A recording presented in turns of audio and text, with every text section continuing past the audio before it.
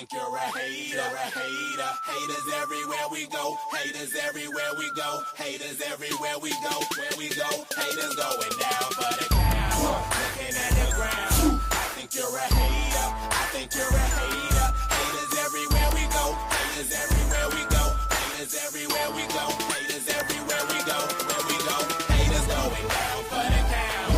Looking at the ground. I think you're a hater. I think you're a hater. Haters everywhere we go. Haters everywhere we go. Haters everywhere we go. Where we go, haters going down for the count. Looking at the ground. I think you're a hater. I think you're a hater. Haters everywhere we go. Haters everywhere we go. Haters everywhere we go. Where we go. And if you was instead of hating, you'd be ballin' too. I know you seen us fallin' through. All the rich niggas is all my crew. Fuck it, they can't touch us. If stuck up is what you call it, cool. Ooh, you should've seen when I came down in that. Black on black, cause it's gator haters face down on the mat. Splat, yeah, I can make a green nigga mad. Quick, fast, flash like 10 cash on his bitch ass. You can tell I'm a G by the walk in the stands. I play the game, make me talk in the stands. Watch how you talk when you talk to the man. If it ain't about bridge, you talk to the hand. I show you how to get rich. You got a weak arm, I'll show you how to pitch. Made so play, I'll show you by the hit. And tell the police I don't know about shit. Hey, God, I'm fly, something like the air. Ain't that something when it's stunting, man? It's nothing like air. Homie, hold it right there. Homeboy, right there. Haters going down for the count. Looking at the ground. I think you're a hater. I think you're a hater. Haters everywhere we go. Haters everywhere we go. Haters everywhere we go. Where we go, haters going down for the count. Looking at the ground. I think you're a hater. I think you're a hater. Haters everywhere we go. Haters everywhere we go. Haters everywhere we go. Where we go. I got one in the back, I got one in the front. I make them do what I say. They tell me say what I want, I tell them get your money, girl, and just stop breathing. Cause if it ain't about that dough, it ain't about me neither. See a gangster like myself, I get that paper and women. Man, your woman probably out there with some paper to give me. Listen, you're looking at a real pimp, ask my old women. And they'll tell you no remote, I control women. I'm a whole load, put me in the game, woman. If he ain't paying, then he shouldn't be playing. I'm saying, broke dudes only make jokes funny. I make more than I can fit in this quote, honey. Unquote, come sun soak with me, man. Fly it down here and lay you up in my beach house. Haters going down for the count. Looking at the ground. I think you're a hater. They want that smoke, bitch, I got it for 'em. They want that smoke, bitch, I got it for 'em. They want that smoke, you know I blow it. They call me Sunny Monster for a reason. I'm really dripping, leave a nigga bleeding. I get to squeeze and leave a nigga. They want that smoke, bitch, I got it for 'em. They want that smoke, bitch, I got it for 'em. They want that smoke, you know I blow it. They call me Sunny Monster for a reason. I'm really dripping, leave a nigga bleeding. I get to squeeze and leave a nigga bleeding. Raw Molly got me all up in demon mode. Mouth moving like I done put clean in my nose. Tryna catch me up, I can leave with some hoes. He standing straight up, watch I make him lean with this pole. Would've thought he was closed, how that heat made him fold. Thought it was a game, he won't think no more. His brain's gone, nigga. It be exciting when I get to striking. Guns sound like thunder, hit you like lightning. Fight for your life, we don't do no fighting. We really hit it, nigga. We worse than savage, they calling us Vikings. Police be riding, we still be sliding. Told you we hitters, remember the time. They want that smoke, bitch, I got it for 'em. They want that smoke, bitch, I got it for 'em. They want that smoke, you know I blow it. They call me Sunny Monster for a reason. I'm really dripping, leave a nigga bleeding. I get to squeeze and leave a nigga bleeding. They want that smoke, bitch, I got it for 'em. They want that smoke, bitch, I got it for 'em. They want that smoke, you know I blow it. They call me Sunny Monster for a reason. I'm really dripping, leave a nigga bleeding. I get to squeeze and leave a nigga bleeding. Hop out and leave them holding like the Bible. AR-15, that's a high-power rifle. A in the army and assassinate rivals. Break that shit down, nigga. AK to anybody kill. Hop out, get the drilling and spilling. Stay on point.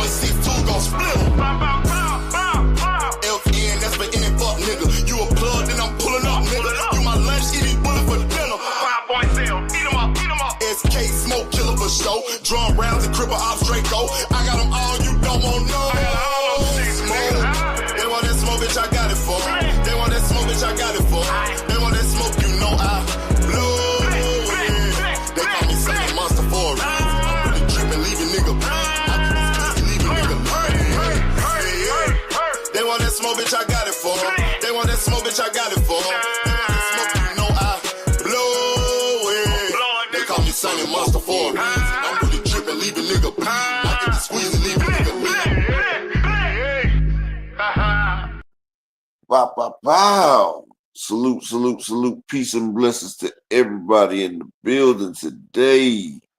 Hope everybody had a great weekend.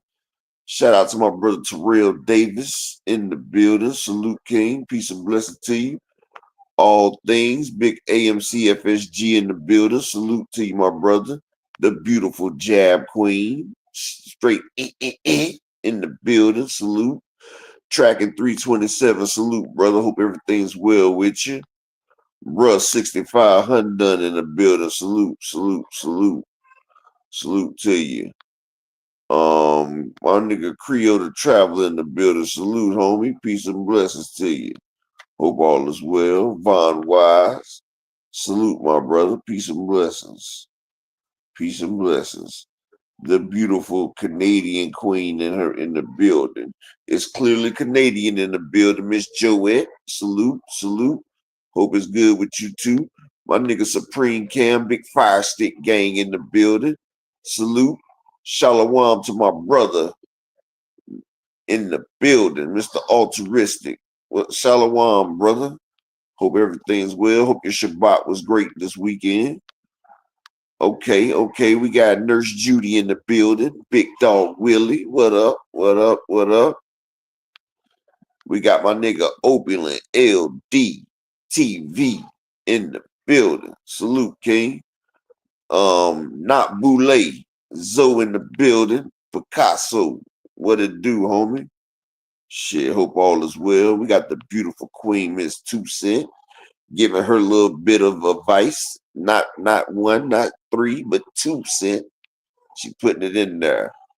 Yeah, you know Jab Queen, Nurse Judy in the building. You know, we got to give Willie his props. My man, shit. Somebody got to wipe her ass. And hey, it takes a brave man to wipe another motherfucker's ass. Nah, I'm just fucking around. No, salute. Hey, make sure y'all smash that like button. And y'all make sure y'all hit that Cash App and that PayPal to support the grind. We about to get into it today. Y'all know what time it is. First off, man, we had some hellified fights this weekend. We got some hellified fights that went through this weekend. Erickson Lubin did his motherfucking thing. Desmond Johnson, salute, King. Peace and blessings to you. Erickson Lubin got him a stoppage. He went up against the 17-0 fighter. Got the big boy stoppage in the 11th round. He came out sloppy at first. You know, Erickson, the Hammer Lubin. He came out. I could see the ring rust. But, you know, he poured it on in the end. Got the stop. Yeah, we had an upset. Nazira Romero, she got the split decision upset. She got beat. It was a good fight, though. The women be out there thumping. I thought it could have went either way. You know what I'm saying? None of them 2 cent. You said, what champion do I think Lubin beats at 154? None of them. Erickson Lubin is a good fighter. He reminds me of like a Sean Porter. You feel what I'm saying? Like Sean Porter was a good fighter, but he ain't a great fighter. And see, Erickson Lubin right now, he's in a hot division. In the division that he in, all these fighters is bringing the heat. All the champions at that division bringing heat. And I think Lubin could probably beat Xander Zayas. Because Xander Zayas ain't got the experience yet. That'll probably be the only one because I think he's about to get Pandora's belt. So that'll probably be the only one I think that Lubin can do it. You feel what I'm saying? But Najee Lopez, he got the KO. Nick Flautz, he got the KO. Good shit. Raymond Muratalla got the unanimous decision, so he's the damn IBF champion now over Zaire Abdulev. Now, I told people that Zaire Abdulev wasn't that good. I mean, we seen Devin Haney work the man, and so he just really wasn't that damn good. Salute to my man Lee Jackson in the building. Salute, homie. But Muratalla got the decision, and right now he's the weakest link at 135. He reminds me of Baranchi. A finish line. Everybody can't wait to run into him. It's like free lunch. It's like a free lunch patty. And I think that, Raymond Murtal is the weakest champion at 135. And I feel like he's going to have a lot of opposition. Lieutenant Banger face in while you cut the back of her head in the building, Cash Crypto, what it do? But yeah, like that right there. And Giovanni Santillan, he got the win, right? Giovanni Santillan, he got the win, but you can still see he's still kind of shooken up from the Brian Norman fight. So, he got the unanimous decision. Creole, I'll give you the picks before the fight, before we done for the day. And shout out to my nigga Alan Garcia in the building. Alan Garcia done came back from his upset, and he started to look good again. Like Alan Garcia, I had high hopes for him, but he stumbled up early.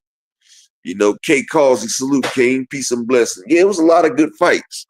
Like they didn't have the names that a turkey card has, but the fights were a lot more entertaining than turkey cards. And we seen a lot of good fights out there. Like, it was a good weekend. I liked it. There was a lot of them, about 20 damn fights this weekend. Yeah, I seen the Val Saint fight. He did pretty good, bro. He did real good. But my man Cash Crypto say with both hands. But yeah, y'all make sure y'all smash the like button. Y'all donate to the ground. We about to get in today. 2 cents. If you want to, baby, I got the link pinned in the chat. You can hop up here and give us some of that knowledge today. Dr. Key, she's busy, so she's not gonna be able to make it today. She said she missed y'all and she'll be back tomorrow. So we got a lot of shit to go over today, especially with this daggone Shakur and motherfucking Oshak beef. It's going crazy right now. Hold on. Let me see if I got what I'm about to pull up. Because y'all know I'm not as organized as Dr. Key. But I still can get it down though. You feel me?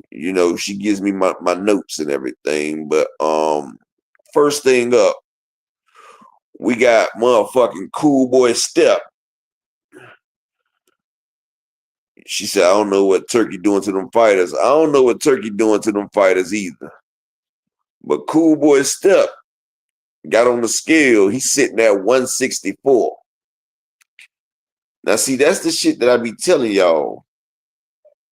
That's the shit I be telling y'all right there. Now, Cool Boy Step fights at 127. He's walking around at 164 pounds. That's damn near 40 pounds above the fight weight. That's why I be telling y'all about weight bullies. And I told y'all Cool Boy was a big boy shrinking down to 122. And see, that's another thing when I say weight classes are for a reason. Because as you go up in weight, you got fighters that's trying to crank down to get to that weight. Like, look at Devin, 135, rehydrating to 165 the next day when he was fighting Regis. Well, he was fighting, Regis at 140. But that's why I be telling y'all, like, as you go up in weight, you got motherfuckers that's trying to shrink down.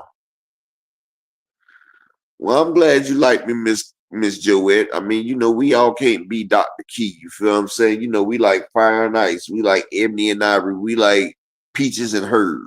You feel me? One of us by ourselves is just not the same. We like a dynamic duo. It's crunchy peanut butter and what's it called? Polana's all fruit jam. You got to put them together, make a great sandwich. You feel me? It's called a sandwich. But yeah, so Cool Boy Step, he coming in at 164. So, like I said, Cool Boy shouldn't have no problem moving up to 130. He's talking about he wants to fight Oshak. He paused after his next fight.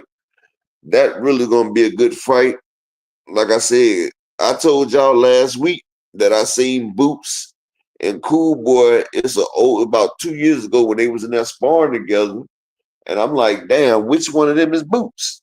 Cause I'm telling you, they was about the same size, like thickness. The only difference was Boots is taller. But yeah, Stephen Fulton, that motherfucker was there. Like he got the weight and everything. Like that's why I be telling y'all, like these fighters be shrinking down, and especially when they on snack. Snack helps them rehydrate like a motherfucker. Well, you know something, Big Dog. I think Tank would beat a prime Duran.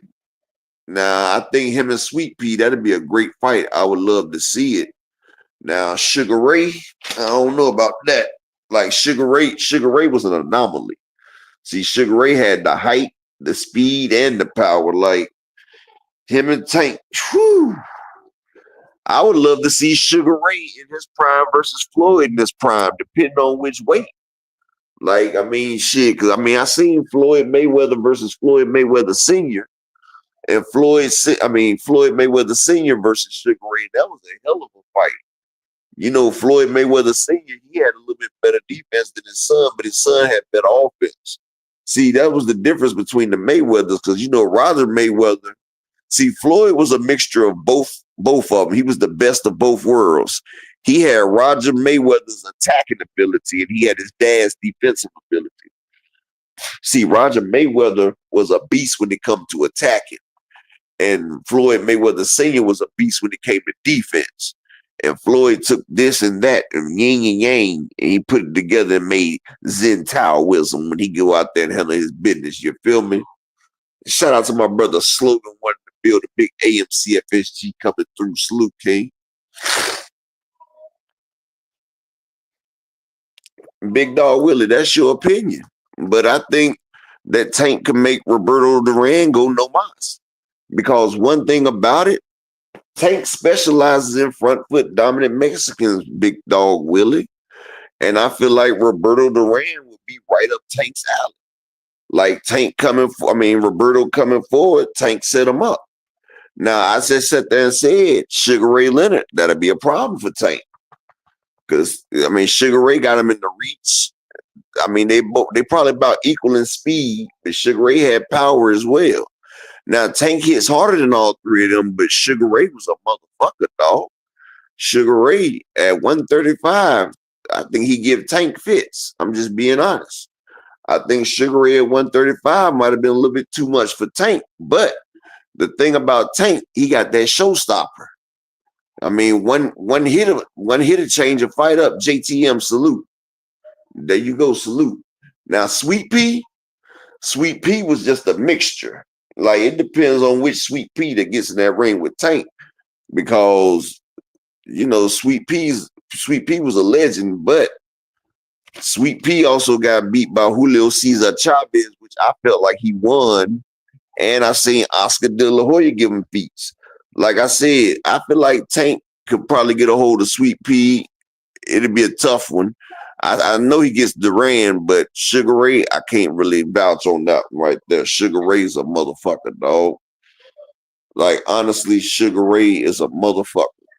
And shout out to my brother, Mr. Altruistic, in the Cash App with the $10 holler. He said, let's get this shit started off right. I appreciate you, brother. You always support the grind, and you know it's always appreciated. And y'all make sure y'all support the grind. I appreciate all y'all. And Miss Ty, if you ain't busy, I got the link right there for you as well, Queen. You know, you always nice to get up here too. I ain't heard from you in a while.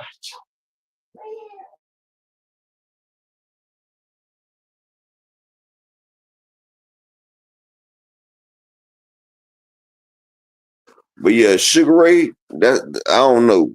I'm just being honest. Like Sugar Ray so fast, and he has the dimensions. I think he can keep Tank back, and see Tank wouldn't be able to damn like you. I mean, like they both fast. Sugar Ray had power too, so I think out of them three, the only one that'll probably beat Tank is Sugar Ray. Because Sugar Ray, I mean, it'd be a great fight. I would love to see it. I would definitely love to see it. Wasn't Sugar Ray like 5'10" or something? If I'm not mistaken. And she's up here, the pimptress. without the mistresses in the building. Miss Jab Queen. Miss Ty, how you doing, Queen? I don't have any idea what that means, but what's up, yo? It means if you was a nigga, you'll let your nuts hang. That's what it means. Oh. Well, that is true.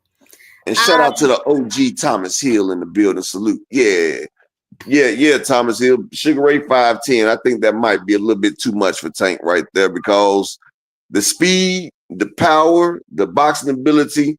Now, and then he got the reach. See, Tank wouldn't be able to do him like Mario Barrios. Yeah, so like Sugar Ray and Tank, I think that probably be the only one out them three that beats Tank.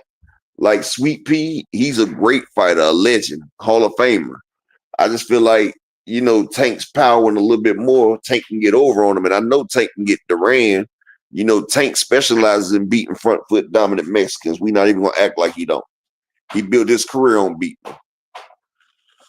What do you think about that, Jab Queen? If Tank was to fight Duran, Sugar Ray, and Sweet Pea, which ones you think would beat him and which one you think he'll win?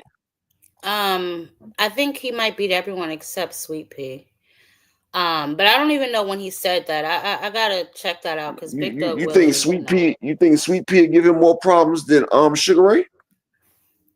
possibly he was pretty fast, and I don't know how his punching power is Sugar compared to Tank. Sugar I mean, Ray, it was a Sugar. different. But Sugar Ray was faster than Sweet Pea. Now Sugar Ray was lightning in the bottom. But does he punch harder? Sugar Ray got power. He made Duran say no mas. You see, he knocked out Hearns. He beat up Marvelous Marvin. Oh yeah, that's right. That's right. Sugar Ray had that motherfucking power. Shout out to my nigga Judah Vision in the building. That's what I'm saying. Sugar Ray had that show-stopping power. That's what I'm saying. Like Sugar Ray is like the most complete fighter out of all of them. You know what? I'm looking at Oh yeah, Three whatever. of you, salute, King. I wanted to talk about this picture you got up here. So this is the one that got his ass whooped by anyway, right? Yeah, at 122. Yep. And you on a scale at 164. But see, I've been telling y'all, I tell y'all every time a nigga go up in weight division, that's why I say it's hard for people moving up fighting. That's why it's weight class for a reason. That's what I'm because saying. You got motherfuckers shrinking down to each weight class. So yeah, he was fighting at 122. He had to cut like 40 pounds, but I can't say nothing because Earl Spence, when he had to fight Mikey Garcia, you remember he was 190 pounds. He had to go through fat camp to cut that 40. And he had to cut that fat camp against Sean Porter. That's why he didn't get strength and conditioning. That's why I be saying these fighters be shrinking down into these damn divisions.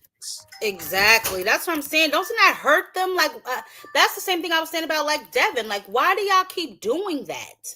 You know what I'm saying? That just doesn't make any damn sense to me. It's not giving you an advantage, really, because aren't they weaker? Well, yeah, because your muscles don't get to extend the power that you normally have, but they also don't want to go up there where motherfuckers hit a lot harder. It's a power structure. But when you got shit like Snack, you can rehydrate back and it don't hurt you as bad. You see how them Snack fighters be rehydrating and they don't even get cramps or nothing. The motherfuckers will rehydrate 20% and still be okay. See, when we boxed, you didn't want to rehydrate too much because if you did, that shit'll make you lethargic. You catch cramps and all that shit. But these motherfuckers are rehydrating and not worried about no consequence. That's what I'm saying, yo. Playing these games. Playing these silly little weight games, yo. Big Dog Willie, why would that make me a tanker maniac because I'm being objective? That's what I'm saying. He just, I don't know. So I guess you think I tell you one thing, Big Dog Willie. Shakur couldn't beat none of them three. Shakur can't beat his meat with them hands. Sweet Pea destroy him. Sugar Ray knock him out, and Roberto Duran will stop. I can tell you that. Snack is a legal PED, yeah. And I'm being objective, Big Dog Willie. I really think that, Tank matches up great against Duran. He's a Mexican fighter. He loves them. And I said Sweet Pea, that'd be a great fight, but I think Tank can pull it off. But I said against Sugar Ray, I think Sugar Ray He's just a little bit too much for Tank right now. He's just a little bit too much. I don't. Where did he say that, Big Dog Willie? I didn't see that. Where did Tank say that? You You said, do pay I more think attention. Sugar? You said, hold on one second. You said, do I think Sugar Ray ducked Aaron Pryor? I mean, I know Sugar Ray wasn't in. He wasn't trying to make that fight because it was a high risk, low reward fight, and Sugar Ray just, I feel like he got away from it. Just like motherfuckers don't realize Sugar Ray Robertson. Sugar Ray Robinson, he ducked Charlie Burley in the motherfucking murderers row. Like Sugar Ray Robinson, them boys right there, the murder row, they was trying to fight Sugar Ray Robinson. And all six of them boys that fought each other, Sugar Ray Robinson said, hell no. And he ducked them. Sugar Ray Robinson ducked them boys. It's a known fact that Sugar Ray Robinson ducked them guys. But, I mean, history is whoever writes it. But do I think Leonard ducked Pryor? I think Leonard avoided him, yeah.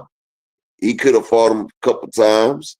I think Leonard wasn't trying to go in there, but you really can't say that because when he was supposed to fight Pryor, he ended up fighting Tommy Hearns. So can you say that he ducked Pryor for Hearns? Like that, you really can't say nothing like that though, because Tommy Hearns is a dangerous motherfucking fighter, a Hall of Famer. So can you really say that Sugar Ray Leonard ducked Aaron Pryor to fight Tommy Hearns? Can't really say that though. But I mean, he should have got that fight. He should have did that fight. But like Ty was saying, Cool Boy, I'm glad Cool Boy moved up to 130 because shit, you sitting down in them 120s and shit, and you sitting there 164 pounds, my nigga. Like, come on now. And see, people don't realize when you're that big and you shrink down, like you don't hit as hard as you're supposed to. That's why Earl Spence was like, That's what I'm he's only like 10 saying. or 20% of himself. Like your muscles don't even rehydrate enough so you can hit with that power unless you're on that snack. But see, I can't really say about that snack because I know that snack be having these motherfuckers doing superhuman shit. Like a motherfucker rehydrate 25 pounds in 12 hours. Like I'm still trying to figure out how you can do it because if you drink a damn gallon of water, which is 8 pounds, a gallon of water is 8 pounds. That should have had you pissing like hell. So I'm still trying to figure out like how the hell does he keep the rehydration in? Shout out to my nigga Windy City Assassin. So like I'm like, how the hell do you even rehydrate that much and make the hydration stay in your body? You feel what I'm saying, Ty? Yeah, that don't really make any sense. And that was something I'm glad you mentioned that because from now on, I don't want to hear any of these people talking about, oh, what weight class he fighting. Because if you walking around like this, you know what I'm saying? All of that's not belly. You know what I mean? What is that, your natural weight or you just somewhere sitting down eating all day? That's closer to That's your his natural nat weight than what you're fighting at. that's his natural weight right there. That's what I'm saying. Like, come on, yo. These guys is crazy. That's why when fighters are in their 20s, they can do shit like this. But when you start hitting your 30s, one thing about weight loss, when you start hitting your 30s, your metabolism slow down and you're not able to do these type of weight cuts. And that's when that shit really, you really understand it's weight classes for a reason. Yeah, and Like, that's why I think that because Bud looks closer to his natural weight to me. Like when he was standing next to Canelo, he didn't look out of shape or nothing. He looked like that's his natural weight. yeah, see, that's why Bud waited on Earl. Remember, Bud said y'all gonna say I kept him at the division too long, how I weight drained him.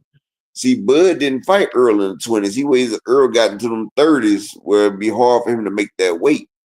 And notice Bud is getting closer to his weight too. I think Bud's like a natural 154 pounder. I mean, the man got a 74-inch reach, and the man I do started too. at 130. That's why he stays in the gym so much because he started at 135. But before in the amateurs, he was fighting at 140, 147. So he shrunk down. And Bomac even explained it that they felt like it'd be better for them to start at the lower weight class to get better exposure. You know what I'm saying? Basically to get an advantage and put on a show so they can look like That's they're what it's doing something. called, Yeah, I getting got them it. advantages.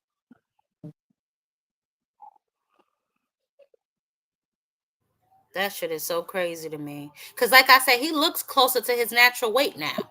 He definitely looks closer to his natural weight. What is he at? 180 now? Or one when he was on that Oh, scale? When we Bud showed a was picture of the scale? it was 188. Yeah. So come on, yo.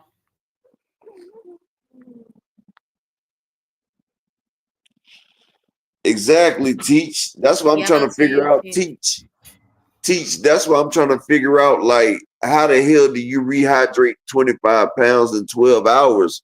When you trying to rehydrate, that shit comes back out you. Exactly. I remember we used to drink water in increments, and we be pissing all damn day. So I don't know what the hell snack. Yep. That's why I said they must be. And this is my opinion. I'm not saying it's fact, but the only way I know that a person could be able to retain that type of fluid is if you put it in your body intravenously. Like when they put them bags, them damn saline bags in the motherfucker. Oh, you Like, like an IV, you mean? yeah, that's the only way I know that you don't piss that Mmm. shit right out. Mmm. I mean, that's the only way I can figure out how they do it. I didn't even think about that. And yeah, you're right, because how else would they do it? Yeah, because anybody know if you drink so much fluid, you're gonna urinate it back out and everything. So yeah, you flushing your system. That's craziness. OG Thomas Hill, what's going on, sir? You got the best in, man. I was coming up to say this and this alone. There was a recent interview where a nigga that's a known hater and do what mostly everybody else do to certain entities or people said, in order for me to say that this person is legit or validated, they gotta fight one of them ones. Told this to somebody who is a fighter and said, nah, I'm telling you right now that he is one of them ones. He said, nah, he gotta fight somebody to show me that he's one of them ones. So he gotta fight one of them ones. And his favorite fighter that he claims is the best in the division has not yet fought one of those people. How is it acceptable for people and people like him to hold a standard to one person and not apply it to everyone in the Well, same fashion? that's how niggas be right there. Like, they'll sit there and get on Tank or somebody about catch weights or motherfucker making people get rehydration, but then when they favorite fighter do it, then it ain't nothing. Like motherfuckers didn't say nothing about Devin putting Jose Ramirez at the 144 weight. And then they talk about this and that, but they don't talk about how Devin Haney a weight bully or how Shakur had a rehydration clause on Kid Austin. Like it's whatever the narrative is. Salute to my nigga Andy Gill and salute to Mr. M Pride. But that's what I'm saying. Like it's always this when it's the discredited fighter, but then when it comes back around, the goalposts get moved. That's what they're in the business of moving goalposts right there. I mean, it's like, and like I said, man, it's always the same. It'll be acceptable for, and I'm gonna say this too. Same people had an interview and asked this person a question. Yo, how come you ain't giving us the fights that we wanted to see you in? And the person said, hey, that's because the promoters were making it difficult for me. They wasn't letting it happen. And they rocked with it and received that answer. But it was because it was from Bud Crawford. But if it comes from anybody else that But they if it comes don't from like, Spence, then it'll be a problem. yeah, it's a And problem. see, you want me to tell you why? It's because people hate when you're on top. It's called the Floyd Mayweather effect, right? Like whatever Floyd did, Floyd couldn't do right in nobody's eyes until it was over with. And the hate that Floyd had, it passed on to Earl Spence and Tank Davis. They're winners, they're making money, they're making a lot more than other fighters around their age group. Like Bud hated on Earl from day one because Bud was like, I've been doing it longer. And how does he have more notoriety and more fans than me? And it's because Earl gives us the fights that we want, and he does it, and he makes it exciting. Plus, he's fan friendly. You feel what I'm saying? But see, the other people, they gotta find a reason. Just like Bud and Bomac admitted that they took the easier route, but people forget that they did that right there. You know what I'm saying? It's just that when you're on top, people hate you. Like Deontay Wilder is a prime example. We watched this man get beat on live TV. pay-per-view with an egg weight. Like this nigga got assaulted with a deadly weapon. The nigga glove was flopping at the wrist, and people act like they didn't see that. Like we seen a public lynching, dog. Like that was a public lynching. Like if anybody else would have did that or it happened to their favorite fight, it would have been an outrage. But because Deontay Wilder was a big black nigga that was out here knocking everybody out, that had people uncomfortable, you know what I'm saying? They enjoyed that. It was like they watched. It was like buck breaking. It was like Tyson Fury broke the buck, and everybody enjoyed watching the buck get broke. That's all it is. When you at the top of your game, you undefeated, and can't nobody stop you. They enjoy it, and they want to see your downfall. That's why Floyd Mayweather made so much money. Not because people loved him, but because people hated Floyd and they wanted to see him lose. And Floyd told you, I'm gonna make all this money just off the hate. People paid to see Floyd lose. Not because they liked Floyd, they just wanted to be there when Floyd took his L. Exactly. And that's how Floyd did 4 million pay-per-view buys twice. Exactly. So that's the thing, man. You can see it building. You can see the building. The perfect storm is coming, especially for people who still celebrating the draw, man. You know what I'm saying? Hey, Tank got to get his ish together in his head, whatever's going on in his corner and his team, and make these fights because these people want to see him lose so badly that they're willing to apply stuff to him that they don't apply to any other fighter. Exactly. And there was another thing about the Tank Davis situation that a lot of people didn't even understand. Like the Tank and Roach fight almost didn't happen. You know, Tank violated his probation when he left Florida to go to Baltimore. Like in the middle of the Roach fight before the shit happened, that judge was gonna lock Tank up, and I was gonna bring that up today. Like Tank got a probation violation. People don't even realize that. Before the Roach fight, the judge and them hit Tank with probation violation because he was supposed to stay in Florida, but he left Florida without the judge's permission to go to Baltimore and train. And so that was another thing that he was going through within the fight right there because they was trying to lock him back up and violated his probation and make him do that damn jail time. So a lot of people don't even realize that's what happened as well. But that judge gave him a pass, but she made it hard on him. Like people don't even realize, like Tank Davis about to go to jail, and we wasn't even about to get the Lamont Rose fight. But see, that's why the fight has been pushed back down to August because something happened with the judge. I can't really speak on it yet because I want to make sure I'm all the way 100 with what happened. But the judge has something to do with the Tank fight being pushed back right now. You know what I'm saying? That probation. Probably because he said what he said, man. Like he said the judge was hating on him and calling her a B and everything like that.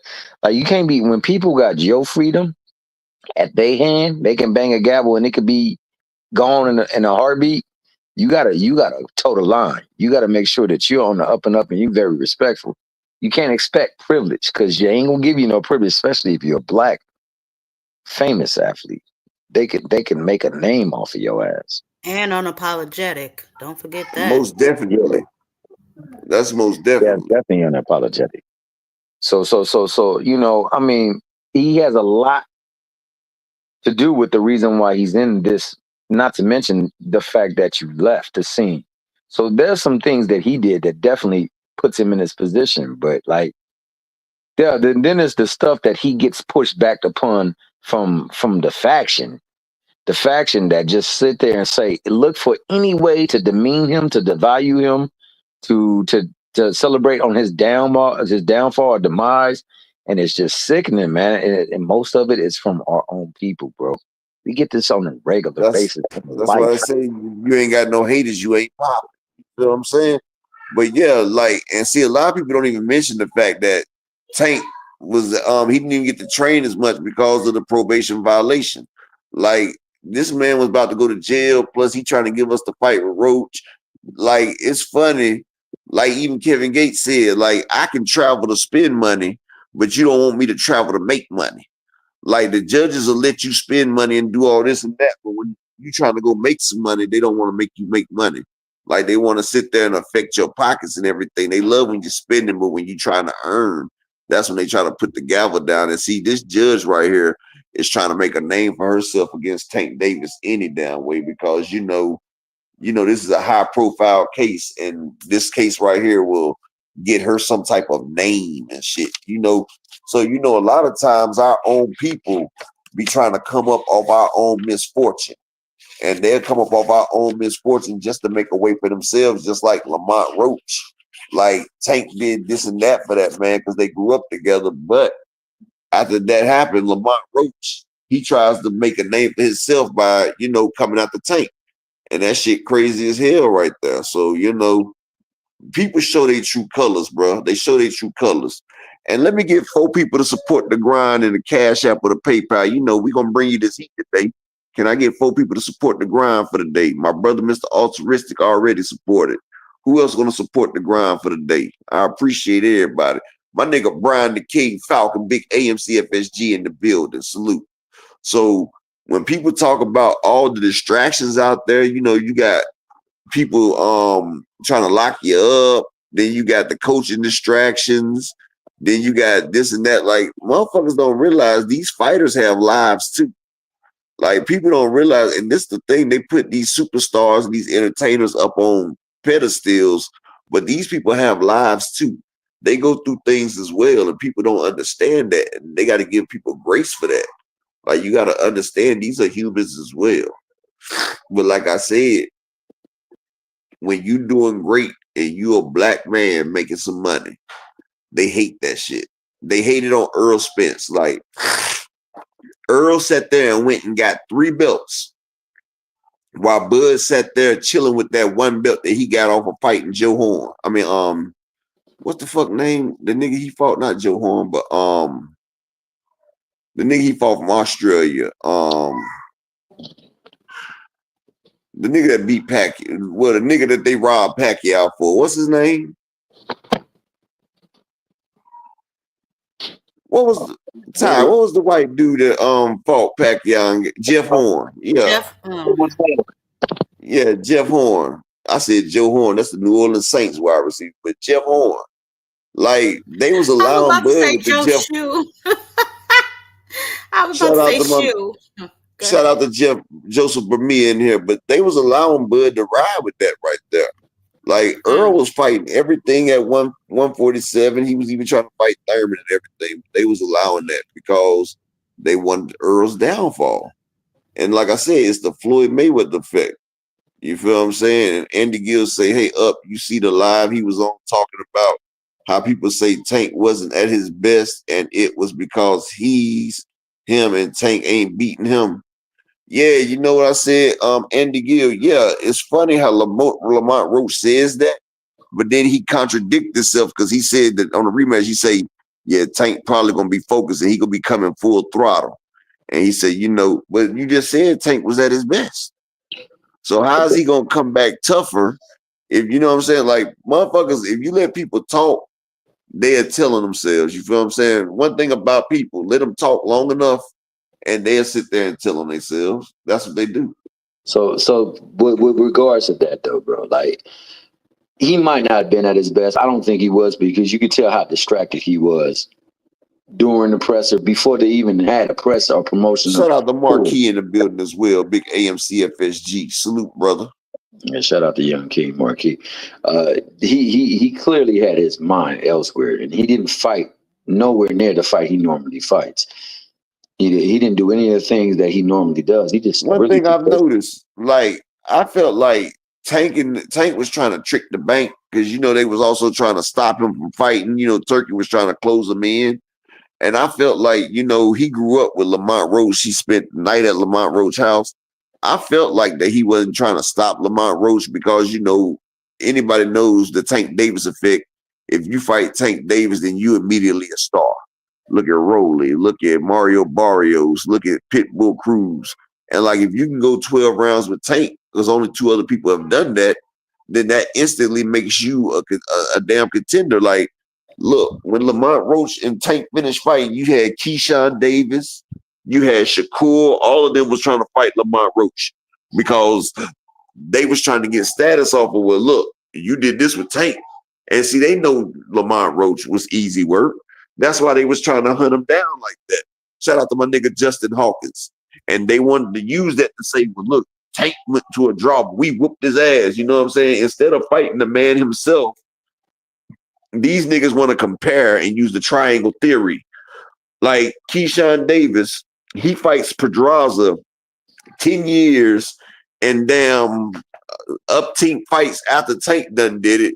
And he comparing his fight with Pedraza with Tank's fight with Pedraza. Like these are two completely different fighters, Keyshawn, but this is what they do. Instead of actually going into the fire, they like to go on the outskirts of the camp. You feel what I'm saying? Like they're not trying to put their feet in the fire. They just trying to get something on the down. You know what I'm saying? Like they going a roundabout way to compare themselves. Nah, absolutely. But Roach might have fucked everything up after Tank stopped him. That stock gonna drop. Well, Tank stopped Rolly, and Rolly's stock went up. He get a title shot right after the Tank fight. He stopped Barrios. Barrios gets 2 back-to-back title shots after that. You know what I'm saying? So if you give a good account versus Tank, your stock gonna rise. Frank Martin. He got stopped by Tank, and you see everybody still want to fight Frank. Like Tank, one thing about fighting Tank, it makes you a pay-per-view star because you get them numbers that Tank got. So you in there with Tank, so you got the numbers, and now you out there trying to produce. And see, people think just because you sold with Tank, then that means they can get on pay-per-view and sell with you, just like Earl Spence and Sean Porter did 330,000. So Bud thought, well, hey, if I get on there with Sean Porter, my pay-per-view numbers too. But when Sean Porter and Bud got on pay-per-view, it only did 130,000. You feel what I'm saying? Just like your Danis Ugas and Pacquiao did 260,000 pay-per-view, but Ugas and Spence did 320,000 pay-per-view. Like sometimes people just have that star power and that star quality. And see, Earl had the state of Texas behind him. You feel what I'm saying? Like Texas was right there with my nigga Earl. So Earl had Texas, you know what I'm saying? So, he had his people with him. And shout out to my nigga Brian the King Falcon in the Cash App with the 222. Appreciate you, my nigga. Appreciate you for looking out. And can I get 3 more people to support the grind for the day? Y'all support the grind. I'm gonna keep this heat coming for you.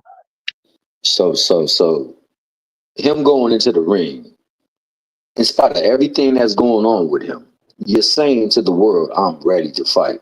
So there will be no excuses made for Tank. And there will be no excuses given to him. So he got to earn what he get in that ring the hard way, even if he's not prepared. And I'm willing to accept that. But we can't forget that there are factions of people that are plotting on this man's downfall, that are hoping that he does bad. That is prime real estate to take advantage of when you want to go on and monopolize the game. Because people going to want to see you lose. And now they fully believe you can lose because they felt like, possibly lost this last fight. And I think he got to strike while it's hot. I think he got to get his stuff together. And I think he got to strike while it's hot because he stands to make a whole lot of cash off these people that if he fight these people really believe they can beat him now, especially after that Roach fight. What you think about that? What do either of you think about that? I mean, I agree, but that's the way it's always been, right? Like Tank has been hated on, and like you said, it's like rain from Mayweather or whatever you want to call it, but it's just the way it is. Like you said, some people run around here, oh, Roach was robbed, like whatever. It's pure and utter jealousy, the way I see it. And it makes no sense for grown ass men to be jealous of another man, but like you said, I mean, they all do it. They give him backhanded compliments while at the same time chasing his previous opponents. At the same time, to Upper's point, running around on the outskirts. You'll fight one of his old opponents, but say you got them at their best. But how when you fighting them years after Tank already fought them? Pedraza was a goddamn champion when Tank fought him. He was the challenger, if I'm not mistaken. And undefeated. And he was undefeated. Tank was young. He didn't even have no goddamn facial hair, no braids, no nothing. Keyshawn weight drained Pedraza. He had to bring Pedraza down to 135. Pedraza ain't fought at 135 in about 4-5 years. Keyshawn brought that nigga down. Yeah, and only gave him a 7-week training camp. He didn't even have a full training camp.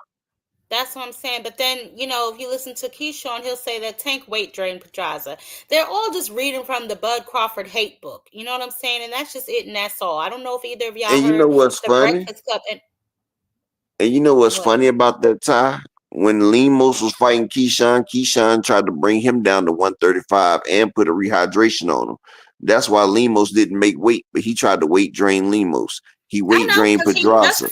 he just fought Africa at 140. So I mean, people that Exactly. really don't follow won't really understand that. But I'm hip to all of their shit. That's why I ignore them. You know what I'm saying? But back to what I was saying, the interview with the Breakfast Club where Shakur tried to give Tank a backhanded compliment while at the same time clout chasing, it just really makes me sick. They all read from the Bud Crawford playbook, and what they think is going to happen is that they're somehow going to fake pressure Tank into fighting Shakur the same way Bud pressured Earl into fighting him, and that's just simply not going to happen. He told you what you needed to do to get that fight, get your stock up. You fighting on undercards is not you getting your stock up. So I'm not really sure, you know, what happens going forward, but they all do the same thing, Thomas. They hitch their name to a bigger star and hope to ride their wave. It's quite disgusting as far as I'm concerned, but I see nowadays that's the trend with some of these younger boxers. So, with that being said, I mean, you don't think that it's a good opportunity for Tank to strike while the iron is hot? Because, I mean, Oh, it's, if I had my way, he'd line them up and knock them all down. Because to be honest, I'm sick and tired of their fan bases running around here talking about they could beat Tank Davis. They're not fit to hold his mouth guard as far as I'm concerned. But then again, I'm a little biased. You know what I'm saying? So realistically, no, I don't think it'll be a bad idea. I think that might even help him get some more of these damn fights locked in because now they think they see a lick. So let them think they see whatever they see. You know what I'm saying? And let's see if you big and bad enough to get in that ring with him. That's all I really want to know. yeah, We will see. I think that this is the prime time for him to, like, first and foremost, take care of the situation that he got to take care of because you talking about his freedom, and that comes paramount to everything. And then situate the standing between him and his his corner, and his true peoples. Only keep people that is truly vested in you and word and care about you, not about what you can do for them in his corner. And then after that, lock and line those names that you said. Take advantage of that time because they feel like you can be beat. I mean, hell, you got them doing commercials every damn day over a draw.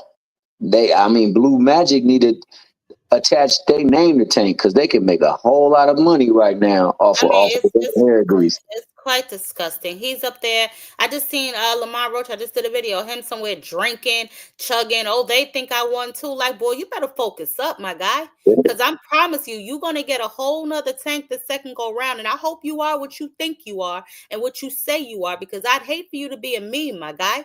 Because you're running around here counting your chickens before they hatched. You caught a nigga while he was lacking, and all you could do was draw with him. So for your sake, you better hope that is the best he can bring because I promise you, it's not going to be nothing nice the second go around. Now you playing with his name too? Yeah, so he better focus up. That's it. I mean, I would definitely, if these guys, if they're on the table, if you can lock them in, lock them in. I mean, lock him in. I honestly do wish though that sometimes he was more vocal about the moves he was making because I'm sick of hearing these guys tell Tank to send the contract. He ducking me. He don't want to fight me. Like, who is you, bruh? Y'all too busy fighting his leftovers, struggling with them, and y'all talking about he don't want to fight you. Two of his And the leftovers fucked just up shit headlined about the it, card. They just but the headlined fucked the up shit, card. What are y'all talking about? Like, these people are but Ty, the serious. fucked up shit about it, when Tank do send him a contract, then the motherfuckers act like they don't want it. Like Devin, all them years, Devin was talking about having him send the contract.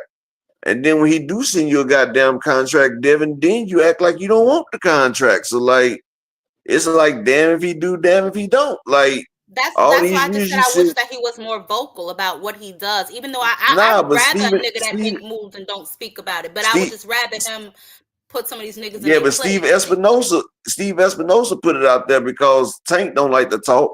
Dr. Mark, flawless mentality, salute King. James Dunnigan, salute King. But see, like motherfucking Shakur did all that talking, like Loma, if you ain't gonna fight him, I'll fight him. Then he talk about, man, I need more than one fight deal. Like motherfuckers to sit there and say they want to fight, but then when the fight on their goddamn doorstep, like Loma was talking crazy, the next thing you know, his pussy hurt. He retired. You know what I'm saying? Like motherfuckers really don't be wanting that smoke. Like Keyshawn did all that talking. I want to fight him. He been tricking the game for too long. And then next thing you know, I think the people want to see me and Pitbull Cruz fight. Like, nigga, you didn't want to fight nobody but Tank, but now that you got that belt, now you want to sit there and fight everybody but Tank. You feel what I'm saying? That's because shit's starting to get real. You know what I'm saying? When them offers get made and them things start to get real, that's why they low key happy that Tank is not I'm a post all my business on X type of nigga, because some of them offers is really getting made, and some of y'all boys is out here ducking and dodging. You know what I'm saying? Diddy bopping, flip flopping, pussy popping. You know, we know what's really going on. Keyshawn, your energy's changed mighty quickly. Yeah, I think this guy wants to fight me. I don't know. Like you a damn victim. You've been calling the man out like he's Freddy Krueger in your nightmares for months on top of months. But then when whispers come out that nigga really might want to check that temperature, you start tucking your tail. Shakur, what happened? You sitting butt naked with a bottle of Jergens next to you with all the Mayweather chains on, talking about it's a guy out here calling your name. You're probably made with Mayweather. Tank, I want to fight you. But then all of a sudden it's, I know the fight's gonna get made. I know the fight's gonna happen. You know what I'm saying? Sit right there with titties. He sitting right there with titties out of shape and every damn thing. Like that nigga ain't got no definition. With the bottle of definition. Bottle of Jergens sitting next to the desk. You feel me? Like, stop the bullshit. And that's why Tank ignores these niggas, because y'all not really about that action. You were free. You were a free agent when you left Top Rank. You could have took your ass over to the PBC, got that big bag for getting knocked the hell out, and then went to sign with Eddie Hearn if that's what you really wanted to do. You don't run to Eddie Hearn, then keep calling out Gervonta Tank Davis. Your moves are not matching. Wait, you missed the key element though, Ty. You run to Eddie Hearns and tell them that we're not fighting Tank out of nothing. Remember, Eddie Hearns even came out and told was like, well, with Shakur's team, they said they don't want to Tank Davis fight. He just said make every fight but Tank. I suspect that he knows that Tank is not going to do business with Eddie Hearn. So then the question then becomes, why the hell you still calling the man out? You still with Eddie Hearn, so why are you mentioning his name? Leave his name out your mouth. Good God. Because you know the reason, because they can't sell. Shout out to my nigga LaMarcus Robinson in the building. Shout out to the VPN General, Alan Sostain in the building as well. Because they know if they don't mention Tank, then they don't get no plays. They don't get no sales. Like I said once before, Shakur mentioning Tank gets him more views than if he died. Like you could say Shakur just died, and if Shakur mentioned Tank, he'll get more credence off of mentioning Tank than if he actually died in real life. Like, nigga, you're not worth shit. Like, nigga, you went from a main event. You went from a main event in Jersey to damn a Thursday night fighter to damn a fucking undercard. Now you are undercard across the seas, nigga. Like, your career has went backwards. Like, you know when people say hustling backwards? Like, Shakur, you are the poster child of hustling backwards. And you sat there and let Turkey, he gave you a new name called what the Outlaw. The Outlaw. Like he done gave you a new name and dropped your property value all at the same time. Like it's called gentrification. This nigga done renamed you and dropped your property value. Yeah, nigga. I'm fucking weak. Oh my God. I'm bringing that heat, man. Y'all make sure y'all smash the like button and donate to the grind on this gentrification. On upper echelon dropping these good words. Y'all donate for the gentrification of Shakur Stevenson. We got our new definition. I still need 3 more people to support the grind for the day. Y'all not That's gonna get this doing. Education nowhere else. Exactly, bro. They don't know I be bringing that heat. Because I be laughing and bullshitting a lot, but I be bringing that heat, man. Shit. Yeah, no, that's how y'all make sure y'all support the grind. Now, but to Thomas's point, I agree. You have to strike while the iron is hot, and hopefully you can kind of corner some of these guys in, because if not, they're just going to continue to clout chase. And that is one of my biggest pet peeves. And I tell everybody all the time, why, if they are who they say they are, they don't have to clout chase. Abdullah Mason don't do it. You don't see David Benavidez doing that. They run around. You don't see Bam Rodriguez. You don't see Bam Rodriguez doing it. When you don't see Abdullah Mason do it. When you're a real dog, you don't gotta do that. It's only when you not your work speaks for itself. Absolutely. Like Virgil Ortiz ain't doing it. You know what I'm saying? Your work speaks for itself. You feel what I'm saying? Damn, and shout out to my brother. Shout out to my brother, Mr. Altruistic, in the cash out with the $5 for that gentrification. Shout out to my brother. He in the gentrification. But that's what they're doing. They bringing the value down. So now when he wants to make you fight in that TKO league, because y'all know he ain't paying nobody over $750,000. And do y'all understand how much money just got fucked up, y'all? Like, what you mean? They did, look, Shakur, the damn fight cards with Ryan Garcia and Canelo combined did 300 and some thousand pay-per-view buys. That's both cards. Y'all talk for a second. Let me see if I can get this information that Keith, so I can show y'all what it cost them. Y'all give me a second. Y'all go ahead and talk, Thomas. Y'all give me 1 second. I don't even think I would have told nobody no shit like that. 2 full nights of cards only made 300,000. And shout out to my brother Oakland LDT. Shout out to Oakland LDTV, $5 for the gentrification fund, man. Appreciate y'all, man. I'm telling you, they gentrifying our people, and our people don't even see it, man. But y'all give me a second. Go ahead, Thomas. I can talk for a minute. Thomas? Oh, well. Yeah, You don't hear me? You don't hear me? No, I can hear you now. Okay, I was about to say, I'm going to try not to give so much ammo because you guys turn the gas on with the match whenever it's time to get busy. So I'm not going to try to let you go too ham on these people. But I will say this in reference to these people, because the person that I was referring to with Bud, the same dude is the one that was hating on Tank in the interview. And he said that, he needs to see Tank in the ring with one of them ones before he can fully stamp him. Yet the person that he says is the best in there hadn't been in one of those fights with one of them ones neither. And one particular reason is because a lot of times these promoters don't want to let that be the case, especially if they got a belt. Case in point, they had 2 fighters in the same division that held belts. Valdez, Shakur. I was vehemently against making that fight. Why is that? It would be Bob Arum didn't want to make that fight, but Shakur and I don't see Shakur's pay up here. Oh, you mean the ones that just fought? No. Look, on the Valdez and Shakur fight, Bob Arum didn't want to make it because he seen more money for Valdez as a Mexican fighter because Valdez had a bigger fan base. Exactly. But Jay Prince and Shakur went to ESPN, and ESPN forced Bob Arum to make that fight, and Bob Arum didn't want to make it. If you notice, he pouted the whole time. And he didn't even promote that fight. Yeah, didn't even show up. Because, like you said, he wants them belts.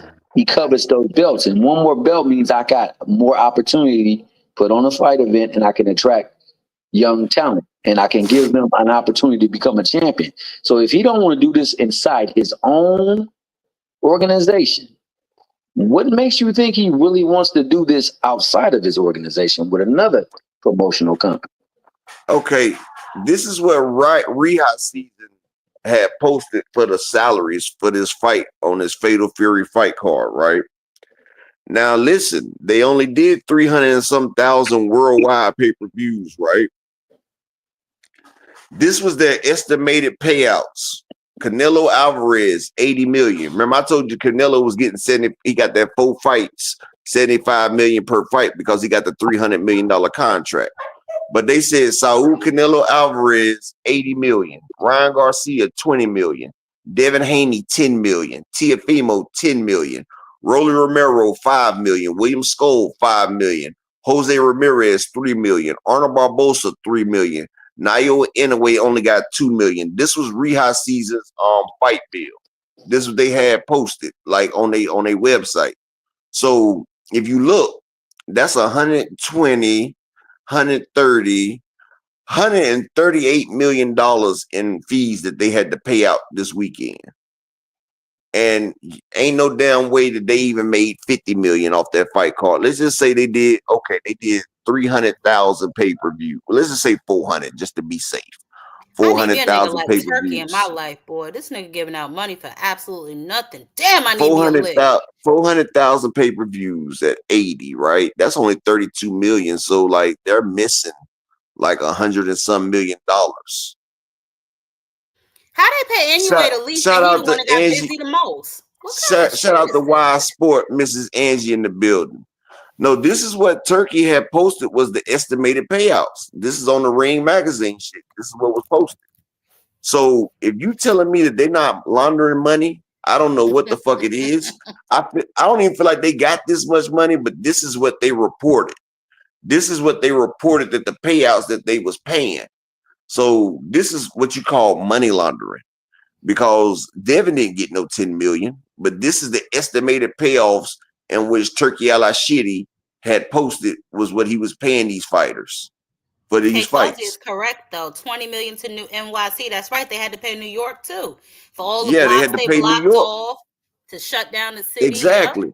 So you cannot tell me that these people are not washing money. Ramon Seafood, salute my brother. The beautiful Miss Barbara D in the building. Salute, Queen. Hope everything's well. So they done spent about $200 million reportedly for this whole weekend of fights. And they only did like roughly 400,000 pay-per-view buys all together with all three cards. Somebody lost a shit ton of money. And this is what I say in business. When you lose money like this, when you continue to lose money, they're going to snatch Turkey from that position, because that is not Turkey's money. He's spending a collective. Like the Saudi people have that money in a collective, and all Turkey is doing is making it go the wrong way. Oh yeah, Andy Gill, I understand. I'm not saying these numbers are correct. I'm saying these are the numbers in which Turkey and them had posted for the government. This is off a government website right here of what got paid. That's why I said it's a lot of money laundering going down in this building. And salute to everybody in here. Smash that like button and launder some money to that PayPal and that Cash App for your boy. Support the grind. Let's launder this money over here. Peace and blessings. Please stop. But the only one that I feel like is right up there, I feel like Canelo got 80 mil because he's supposed to get 75 million with per the deal. And I know Tio and all them ain't get that type of money. Rolly, I think Rolly probably got about the 5. I know William Skoll probably got the 5 for Canelo. But the rest of them shits like Ryan, Devin, and Tio, that's all cap. That's all cap. You know what? I don't think so. I think Ryan and Canelo numbers might be accurate, because if you think about it, those were the only 2 real stars that he really took care of. Exactly. And Rolly Romero, his money wasn't even put in escrow, so it's a problem with Rolly's money right now. And this the same shit that happened with Carlos Adames. Like, that's why PBC fighters need to stop fighting on Turkey Al-Ashidi, because he's doing the PBC fighters dirty. Because every time a fighter from PBC fights on one of the Turkey's cards, it's always some problem with the payout. Like Carlos Adames had a problem with the payout, plus they tried to rob the man. Now Rolly talking about his money wasn't right. So, you know, they're coming at the PBC fighters and they're not doing the shit the right way. And that's the way Turkey doing it. Like, if I was a PBC fighter, exactly. Like, if I was a PBC fighter, you got to give my money up front. I want my shit up front. I don't even want an escrow. It better hit my account, or nigga, I'm not fighting shit. And this is why Tank Davis doesn't do business with Turkey Al-Ashidi. Yeah, I mean, I just, you touched on a point that I kind of wanted to elaborate on for those people that I hear saying that PBC fighters sit on the shelves. No, he allows his fighters to go fight on other promotional cards. It's just that whenever it comes to stuff like this, I mean, if I was him, I wouldn't allow my fighters to go over there either, especially if you ain't going to pay them correctly, or you're going to treat them like trash when they go over there. You know what I'm saying? So it's just, I'm not really sure what's happening with Turkey.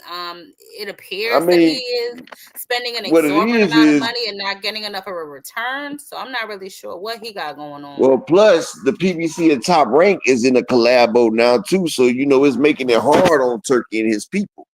So, you know, the window is getting small for them. You feel what I'm saying? So the Ramon, shit they want to do. Hold on. I understand that, Ramon, but you can't eat a belt or a win. You know what I'm saying? He still need his money. I mean, you know what I'm saying, Ramon? That's just like what the Lock say. He say, fuck your raps and screw. No, he say, fuck your plaques and screw your awards. My son can't eat those plaques. You feel what I'm saying? Like, ask Sugar Shane, you can't eat those belts. Like Tank. Tank made all that bread without belts. Floyd didn't need the belts. He want that bread. Like, you know, that bread is different. Like hell, look at Devin Haney. Look at Shakur Stevenson. They had belts, but they not even making more than Ryan Garcia did, and Ryan Garcia didn't even have a belt. Ryan Garcia's made double than Shakur and Devin, and Ryan's never had a belt. And you could put all the money Shakur and Devin made together, and Ryan eclipses both of them when you put their shit together. Probably just off one fight. But after the Tank fight, Ryan's been making over $5 million per fight after the Tank fight. So, you know, Ryan's getting his bread. Shakur and Devin, they champions, and they ain't making even a crumb next to it. Frank Martin, he wasn't a champion. Look how much he done made. Just off fighting Tank. He made over 10. That's because they exactly, get that back money Ramon. as well. So, you know. Yeah, exactly, Ramon. Turkey giving out these little trinkets and these damn belts that he keep making up. You know, Fatal Fury, fucking a Sega Genesis fighting game, giving out a belt and shit. Nigga, give me my Fatal Fury check, nigga. How about that? Just like he was supposed to give Padley, he was supposed to be giving Padley $500,000 in a house and shit, right? But Pat, come to find out, yeah, Padley got that $500,000, but they making Padley pay for the house. How you gonna give me a house and then I gotta pay on this shit? Like, where the fuck does that work at? Hey, I don't know, but all I do know is, man, I think that we need to start holding the same energy towards everybody and stop applying it just to certain folks or certain entities. Everybody's doing the same goddamn thing, man. You got people that's saying people are only fighting certain folks when they all got the same type of people on they resume, and none of them really had a world-beating resume, but, you know, they all equal. And then if you, in some cases, you could say that, you know, one's is a little bit stronger than the others, but it's only by a little bit. It ain't by a landslide. It ain't like they all fighting Porter-sized resumes or Fernando Vargas-sized resumes. But with that being the case, man, people gonna hate. They gonna do what they gonna do. If you're a fighter that happen to be one of those people that they hate on, man, it's time to strike hot if you got a name, because they want. And that explains Lamont Roach's draw tour. You know what I'm saying? His tour around the world still ain't ended. You know what I'm saying? So hell no. And see, Thomas, you got Shakur and Keyshawn trying to make a fight with Lamont Roach, and he'd be a damn fool to get in the ring with one of them boys. Because hell, you ain't gonna make more than $1 million fighting Keyshawn, and you ain't gonna make more than $2 million fighting Shakur. Why would you jeopardize your money to fight them when you got a tank bag coming up, another tank bag? Like, come on, nigga. Like, it shouldn't be nobody. And see, people don't realize if you in the 130, the 140, and the 135 division, you got to realize there's nobody out there besides Tank Davis that's going to get you your biggest payday. If you're around the 147 division, it's Ryan Garcia. If you're around 168, it's Canelo Alvarez. It's certain people that have star quality that's going to get you your biggest paydays. I'm glad you said that. Certain people like Spence is one of them guys. That's your biggest payday. I'm glad you said that, because like you got a fight that's being postponed like months, right? It's supposed to be in July, June, then July, now August, right? And you said prior to the first fight that you could have gotten paid more. I'm pretty sure you're going to get even paid more after the performance, because many people claiming that you won the fight. So that means you're hot and in demand. Why are you holding out? Why are you not making a fight? Well, look, he's going to get paid more anyway because it's a rematch, and the rematch is going to do bigger numbers. So even if he got the same percentage, it's going to go up because you're about to do more numbers. Like I say, whenever there's a controversial fight, the rematch always do bigger numbers. Like Tyson Fury and Deontay Wilder did $400,000 the first fight. After that controversial draw, they did $800,000. Like the shit doubled. And just like Devin and Loma, they did $150,000 the first fight. If Devin would have rematched that, he would have had at least a $400,000 fight. I mean, 400,000 pay-per-view buy fight right there. Everybody was talking about it. You had actors, rappers, everybody talking about, we think Loma won. They need to do the rematch. Devin fucked up the bag. He could have been a pay-per-view star. No, But I agree with that. we I gonna keep it definitely agree cooking with today that. because I got all types of ammunition and we cooking today. Y'all make sure y'all support the grind for the day because I'm about to go in just a second after we finish this topic right here because hey, I did my homework today, y'all, because Dr. Key said she wasn't in, so I said it's time for Upper Echelon to do his homework. And y'all support the grind, man. Support the work for the day, man. And before we get going, shout out to that nigga Jake Paul. Jake Paul is making some motherfucking moves, man. Oh, but I hope you got a cold, because what is happening over there? It's my allergies. Clearing them all sinuses. right. All right. I'm outside and Yeah, he clearing them sinuses. yeah, I'm out. okay. You don't hear me spitting the shit out. I don't know what you got going over there. She thought you had the. Hey, yo, King, yo, You know King. you're not on Nah, mute, I'm standing outside. I'm standing outside of my sinuses. That's why I say, now spit it out. How about I say, but you know you're not on mute, right? Oh, no, I don't do no shit like that. Hell I'm no, I messing ain't with put. you. I'm a motherfucking. Angie I'm a Wise fucking said she athlete. liked the way you coined James Paul, dog. She said, keep cooking. Yeah, but now this pollen bad, man. My damn car done turned green. I already know. That motherfucker was black. Now that bitch green. But yeah. Thick out there. But shout out to Jake Paul, man. He owns women's boxing. He just signed Savannah Marshall and Chantel Cameron to MVP boxing. And shout out to that nigga Jake Paul right there, because he has the female boxing game on Smash. This is all the females that he have right now. He has Amanda Serrano, Alicia Bumgarner, Chantel Cameron, Savannah Marshall, Ely Scottney, Dina Thorslin, Shadasia Green, Sharette McCall, Ramallah Ali, and Tam Theobald. This nigga has all the top female boxers right there. Yeah, I'm in the Carolinas open. Oh, Shadasia Green went over there. That's what's up. Yeah, it's raining a little bit right now, Marquis, but this damn pollen still fucked up. You can't get this shit out. We're struggling. Yeah, bro. Out there. But see, I can't smoke this shit in the house either, though. So I gotta come out here. Yeah. And I'm inhaling damn smoke and motherfucking pollen. Hey, that's a hell of a high. Yeah.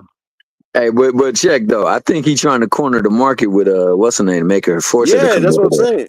And look, and the only person fucked up is Clarissa. She want to be hard headed. Like, you want to keep trying to make it on your own, Clarissa. All right, but you're missing out on these bags. Jake Paul is the foremost in females boxing. You got to get to Jake Paul. Andy Gill, respectfully, I don't believe she did, bro. I don't think she beat her the first time, nor the time in the ring. She didn't even beat her. She didn't beat Shields in the motherfucking amateurs. We watched that shit. Remember, Thomas? We played the shit. Yeah, we played it. Clarissa beat that girl ass, but Clarissa was in hostile territory and she didn't have the complexion for the connection for the protection. Exactly. So and then the second fight, Clarissa beat the brakes off that girl. Yeah, she put on a performance that she put hands and feet on Savannah Marshall to become undisputed. But I think the fights that she got left remaining, I think that he has about 3 of them on the roster that she should fight, that I would want to see her fight. I would like to see her versus the Shadasia Green fight. I would love to see that fight. And it's only a matter of time before he gets the other one. I want to see that fight. I still would like to see Hannah Gabriel. I want to see Shadasia Green rematch Franchon Cruz though, because that fight right there, Shadasia just went away from her whole boxing style and she just got mugged by Franchon. Like, it was like the stage was too big for her. That was Shadasia's first time on the, and people don't understand them lights, them big lights right there. Them shits will make you freeze up. Them lights, all of the lights, that shit made her freeze up though. And she froze up. But I feel like Shadasia, she focused. Because Shadasia, man, at one point, she was 12-0 with like 9 knockouts. She was stopping everything. Like, she was a motherfucking a showstopper. But Franchon shouldn't even stood a chance. But Franchon put that veteran move on her ass and whooped. Yeah, no doubt. But he is making moves, bro. I cannot hate on him. Oh, yeah, that pollen is kicking. You got the birds out there. Yeah. This shit crazy. But I mean, I would like to see her fight Shadasia Green. I think that My damn eyes burning. Fuck. that fight, the Marshall rematch, I would love to see the Marshall rematch because it was a hell of a fight. Even though the Clarissa clearly won the fight. Yeah, that was Franchon a hell got, of a but fight. see, that shows the difference in abilities though. Clarissa's first fight in the pros was against Franchon Cruz. You feel what I'm saying? And Yeah, then Franchon Cruz ended up fighting a real live man and beat that motherfucker and they cheated him. That motherfucker had knocked her wig off and everything. He was hitting her with some power shots. That Alex Jimenez guy, Franchon was fighting a real man. Remember, they found out that he was in transition, but she actually won the fight, but they cheated her, but then they went back and gave her the win because she actually beat that nigga. But Franchon, she got hard. yeah, she got But hard. Franchon was in there against Savannah Marshall. Savannah punished Franchon ass, dude, boy. So Oh man, people it was sleep on bad. Savannah Marshall, but see, Savannah won't fight outside the UK. And y'all know she with the damn Furies. Y'all know Savannah, and in my opinion, she on that shit. Because they said her punching power was unnatural. What? And yeah, but you know when she fought Clarissa Shields, they had drug testing when she fought Clarissa Shields, Yeah, and but it was no Clarissa beat drug that test. girl ass. It was no drug test versus Franchon. Franchon, she just had to take that. Yeah, she had to take that beating. The only fight Savannah Marshall had drug testing was against Clarissa, and we seen the difference. Yeah, it was a big We difference seen the between the two difference. fights. We seen the difference. Shit. Let me get 2 more people to support the grind for the day. Can we get 2 more people to support the grind? And I'm about to move on to the hot topic. Y'all know it. Oh, first off, shout out to Eddie Hearn and Boots. Eddie Hearns is trying to push for a unification fight with Brian Norman and his team. Brian Norman Sr. and his team have turned it down. They said, let's see what happens after the Jin Sasaki fight first. Like, Eddie Hearns is trying to set up the fight right after Jin Sasaki, but Brian Norman and his father are turning it down again. Like, just say you're a duck without saying you're a duck. They keep saying Boots' name, but they're not trying to fight the man. That's not actually what he said. He said that he didn't want to negotiate with Eddie before this fight, but he said after the fight, then they do want to fight Brian Norman. I mean, Boots. That's what he said. Tank and them. You remember Tank? He negotiated with Ryan Garcia and Hector Garcia. I mean, if you want to make a fight, make the fight. You feel what I'm saying? Yeah, I'm just telling you what he said. You know, I know that's whatever, but that's what I said. That's called a sideways duck. It's a sideways duck. Okay. Well, you know what? I ain't gonna call it a gut. I'm gonna call it a gander. It's a gander. It's a gander. But shout out to Eddie Hearns and Boots. Boots trying to unify the division so he can move up to 154. He said once he unified, he wants to go up there and take out the names at 154. So shout out to Jerron Ennis. I think as his age going up, it's starting to get harder to maintain that weight. But now he doesn't have to do that rehydration like he had before. He's now in the Earl Spence column where he got the IBF and the WBC. Well, he got the WBA. So, you know, is it the WBA or the WBC? Which one? Yeah, WBA. So, you know, he has 2 belts now. So now the IBF rule don't affect him no more. It doesn't affect him. So shout out to Boots. Hope he go ahead and get the division unified. But another thing, we had a hell of a fight between undefeated boxer Charlie Suarez and Emmanuel Navarrete. Now, Charlie Suarez is officially appealing his loss to Navarrete with the California Athletic because the appeal is June the 2nd. He's asking to either get a TKO win or receive a no contest. See, they was boxing, and I'm gonna tell you like this: Navarrete don't look like the same because Charlie was on that nigga ass, dog. Charlie was on that nigga ass, and then that hit, but it opened up, and they got a technical decision for Emmanuel Navarrete. How do y'all feel about that fight, and what y'all think should happen? Because first off, they're not gonna give him a TKO. They're not gonna appeal and give you a TKO. Now they might appeal it and give you a no contest, but never would they appeal and give you a TKO. That'll set an unprecedented in boxing. Remember, that's what Devin and them was trying to do with the with the damn Ryan Garcia fight. With the Ryan They fight. can't. Yeah, no. Yeah, I they feel can't that. just overturn and give you a win because then they have I'm to. good with the no contest.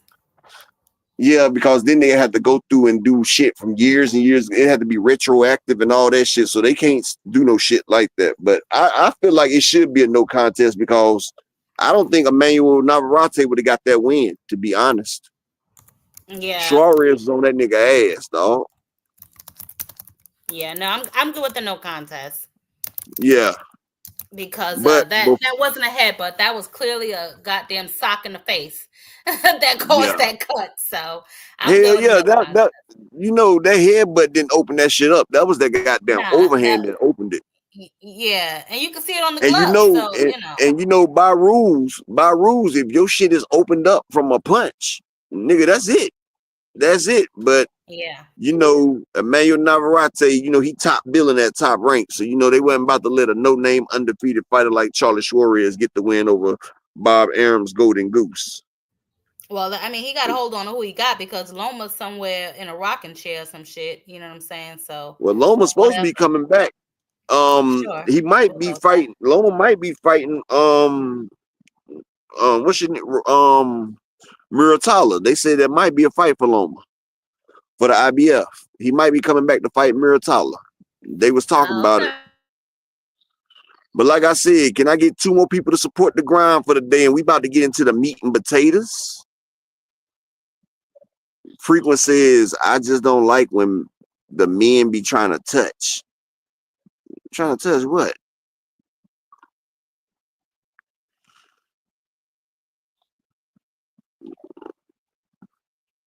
I don't know what is happening in them comment sections. Yeah, I don't know either. What is going? I'm not gonna touch that, man. I'm gonna leave that alone. But anyway, Thomas Thomas Hill must have just fell off. But yeah, before we get started, like I said, give me 2 more people to support the grind. And now, Miss Ty, we about to get to something very interesting. Now, Shakur Stevenson. Oh God. Shakur Stevenson has been going through a beef right now, and this shit is starting to boil over. Shakur Stevenson has a person that's another one. Yes, and he said he's gonna make himself Shakur's mandatory, so it ain't gonna be shit Shakur could do. But let's get this shit started right here. Oh, shucky ducky. Oshak Foster. Oh shit. Oshak Foster has just sat there and said, hold on, let's get it started right here. He says, Shakur says he don't want to fight tough fights. He rather lose for as much money as possible. And this dude drowns Oshak. I'm betting whatever want to bet. So Shakur's trying to bet against Oshak.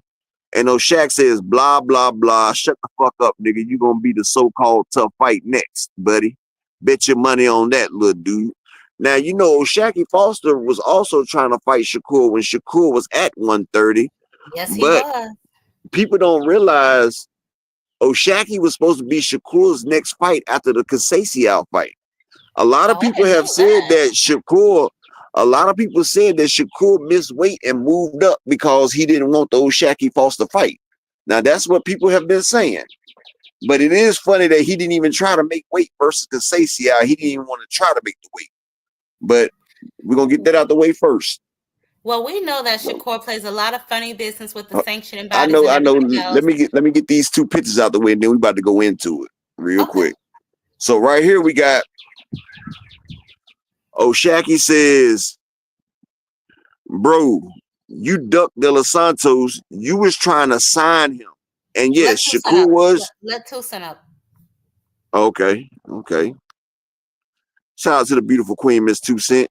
What up? And what Oshak up? was talking about how Shakur was trying to sign Edwin De Los Santos to his boxing label so he wouldn't have to fight him, right? What? Yeah, you know, Shakur tried to sign Edwin De Los Santos so that he had to do the rematch. No, and I did not know was sitting there that. saying, yes. And Shakur projected in that first tweet. That's what I want to say. Yeah, I know. But I'm gonna get rid of this last one. Then we about to go in on it. I just want everybody to see this shit real quick. Hold on, I gotta read the last part. I'm almost at the bottom. Hold on. Well, read it out loud for everybody. Then Ty, you're a good reader. Go ahead. You want me to start at the top? It says, dude's a clown, scary as hell. Bro definitely wanted to sign Edwin De Los Santos so he wouldn't have to rematch him. Oh, this is getting juicy. You a bitch, dude. Ain't run from you, little nigga. Tough enough, been through enough to what? Ever try to bully anyone this way. Better stand behind that keyboard, little dude. This is Raymond Ford getting into business. Now I feel like I'm bullying at this point. I'm gonna leave this little nigga alone. Bro, y'all niggas still what? So dicked Go ahead and out. read it, son. You Don't want stop. your huh? Oh.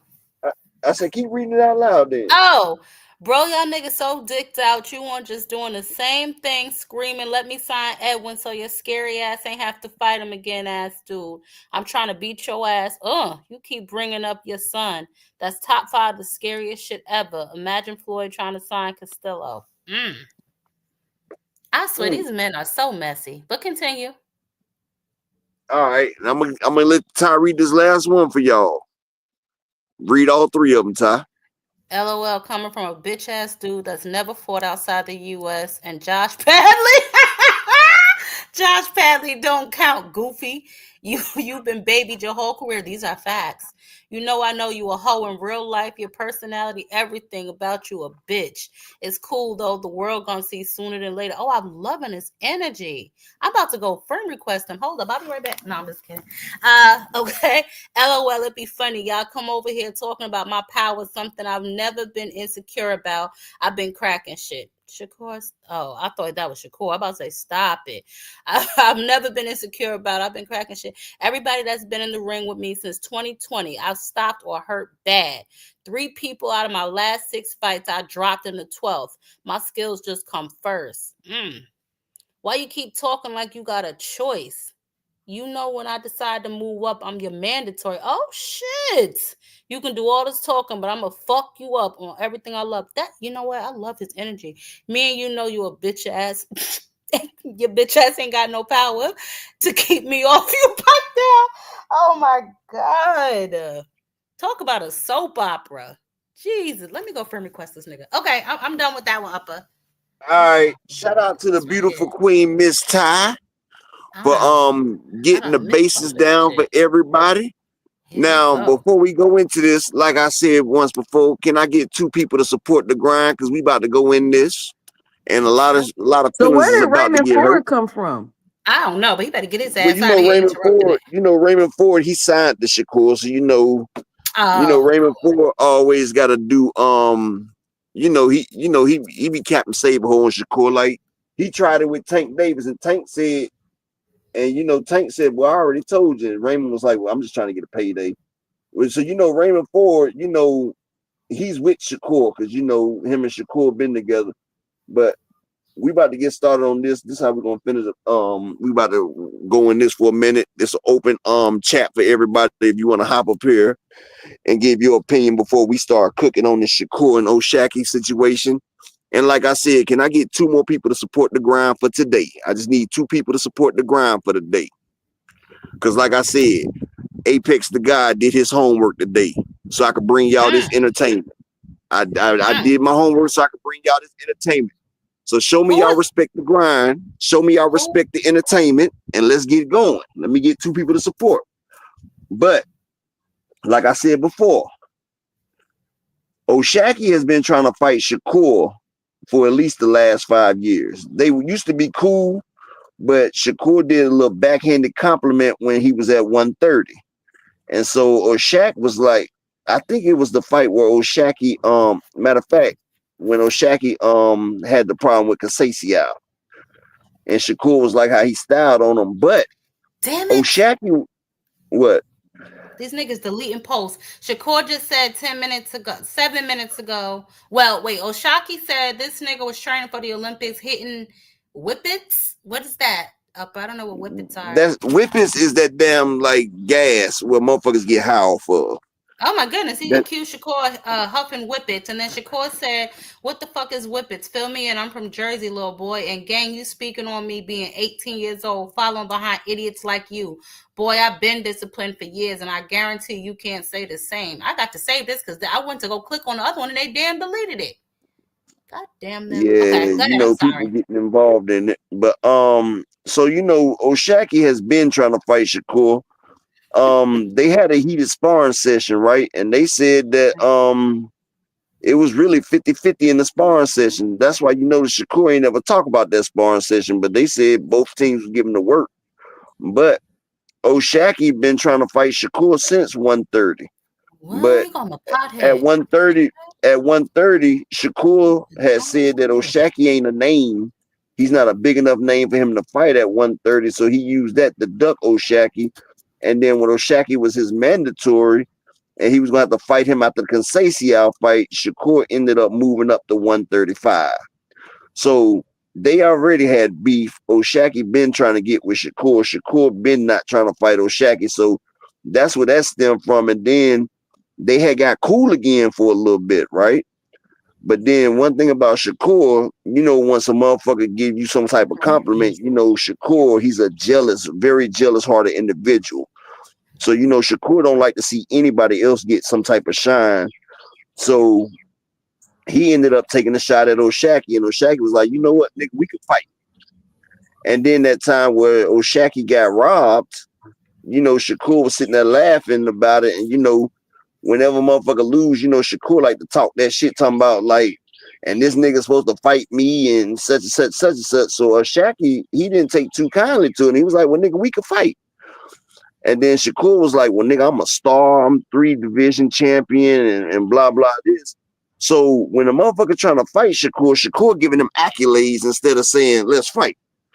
So a lot of times motherfuckers get tired of that shit. Like, nigga, I don't want to know what you've been doing. That's like them old niggas that used to sell dope and they used to talk about all the shit they used to have, but they ain't got shit now. Like, nigga, we don't give a fuck what you used to do. What you doing now? So Shaq has been keeping the same pressure with Shakur, but Shakur trying to say that, oh, Shaq ain't worth fighting. Like, what does he bring to the table type shit? But, nigga, you say you that motherfucking nigga, you the boogeyman, don't nobody want to fight you. It shouldn't be what they bring to the table is, oh, nigga, you want that smoke? Then let's get it. But Shakur ain't keeping that type of energy right there. But Oshaki said that after this next fight, he's moving up. And he's going to activate the mandatory, and he's about to fight Shakur because Oshaki is the WBC at 130. And you know, when you move up, you get an automatic shot at the champion. So that's what Oshak and his team is trying to do after this next fight. Oshak's trying to move up, and he's trying to put the pressure on Shakur Stevenson the same way Shakur tried to do Devin Haney. But so the Shakur and Tank fight might be on hold because Oshak wants that Shakur work, and he said he's tired of taking a back seat to it, and he wants to prove to the world that he can beat Shakur, for one. And shout out to the beautiful queen, Miss Angie Wise Queen, in the Cash App with the $5 holler. I appreciate you, Queen, for supporting the motherfucking grind. I appreciate you, Queen, for respecting my time. I just need one more person to support the grind for the day. Can we get one more person to support the grind?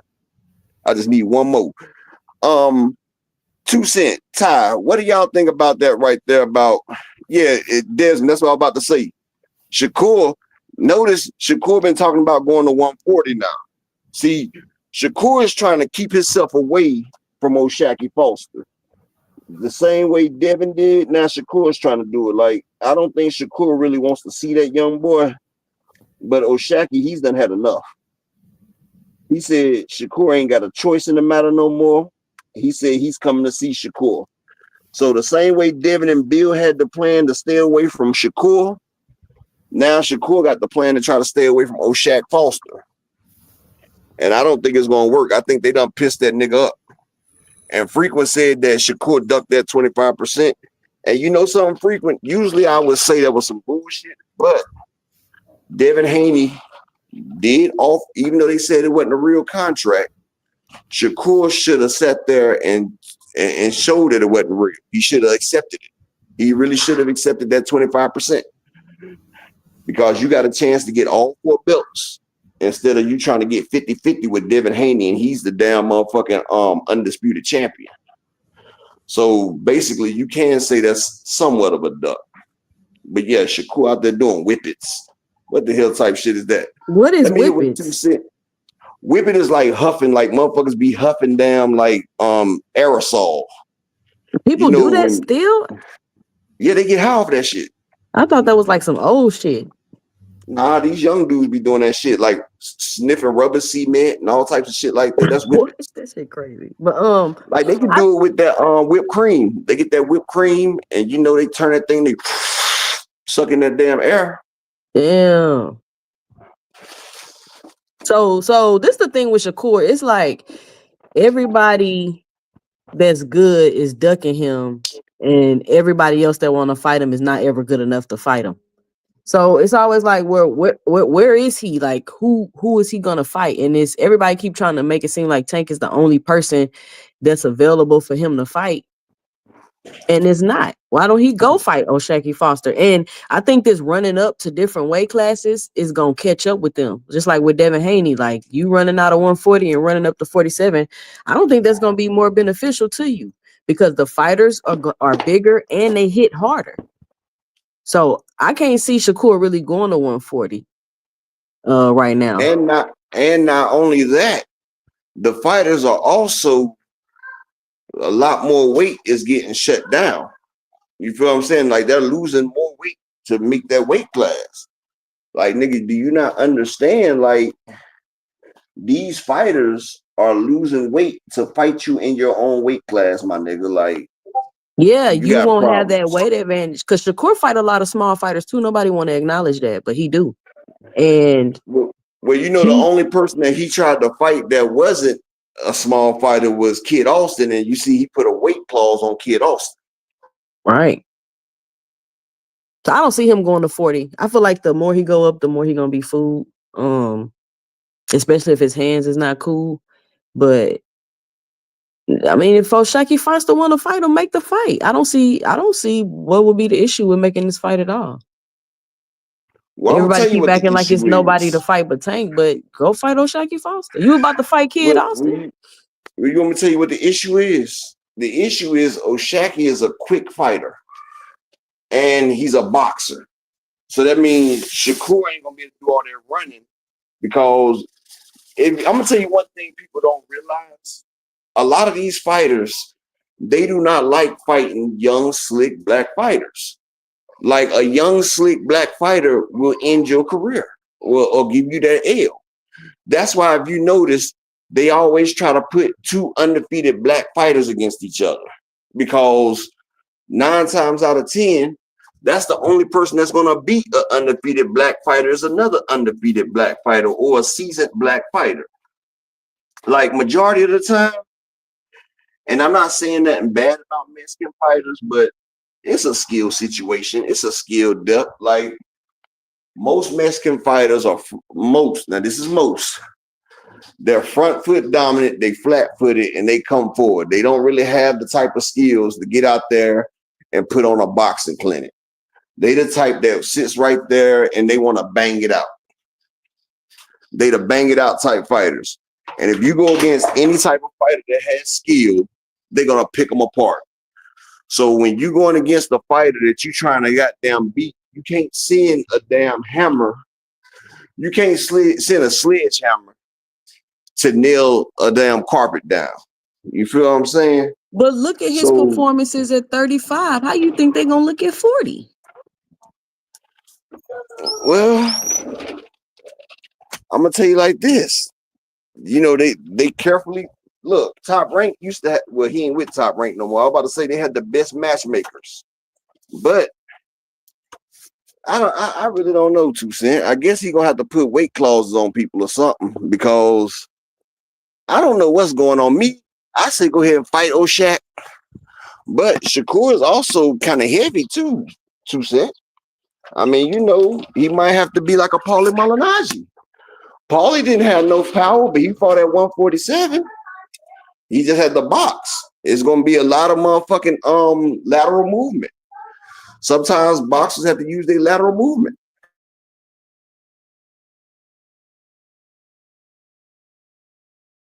Yeah, it's gonna be. I don't know. We'll see. I guess if he match made good, he can be decent up there. But because you're not gonna be you saying that Oshak is easy work, then you need to tell it to Shakur. Shakur been ducking this man for 2 divisions. I mean, if the work was that easy, he need to go ahead and handle it.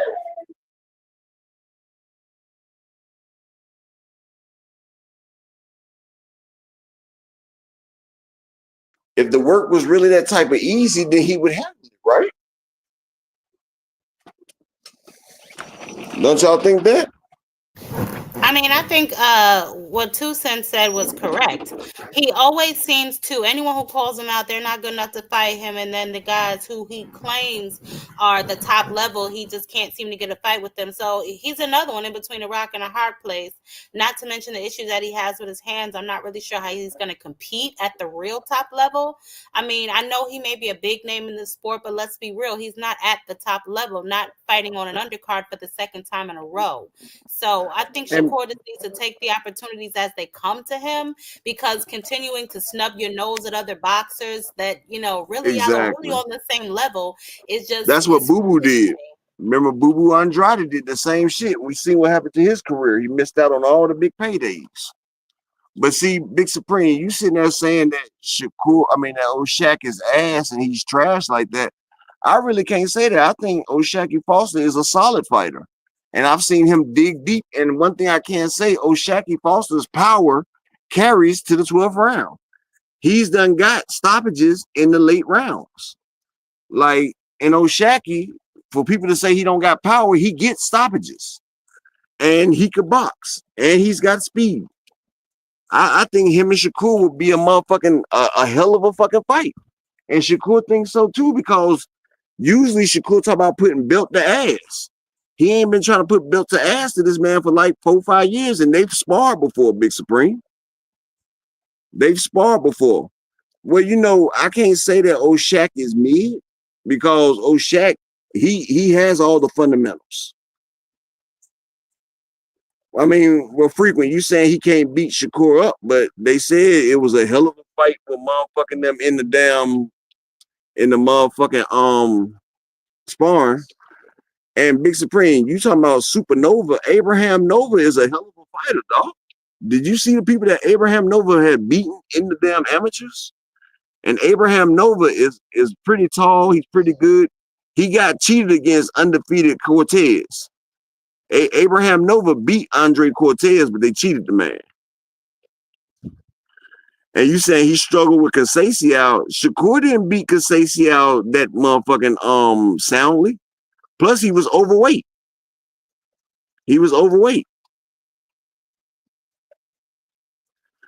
I mean, y'all saying Oshaki is mid. Well, if he's mid, why don't Shakur go ahead and smoke that mid bag? Like, shit, I hate when people sit there and say that a fighter is not this good or not that, but they don't make the fight. If that's the case, then make the fight and make a believer out of them. Don't sit there and say that a fighter can't do this and do that if you're not making the fight.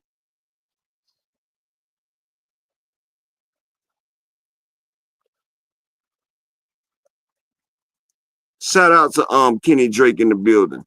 Just like I felt like Andre Ward was me. Andre Ward, I didn't feel like he was that great. That man would punch and grab. That was his boxing style. A lot of people say he's a horror. Yeah, like Andre Ward, I didn't think he was a great fighter. But you know, a lot of people swear that Andre Ward, man, he's a Hall of Famer, he this and that. But nigga, I felt like his boxing style was cheating. Shit. You throw a couple punches, then you grab. Couple punches, then grab. Like, that shit is very fucking mid.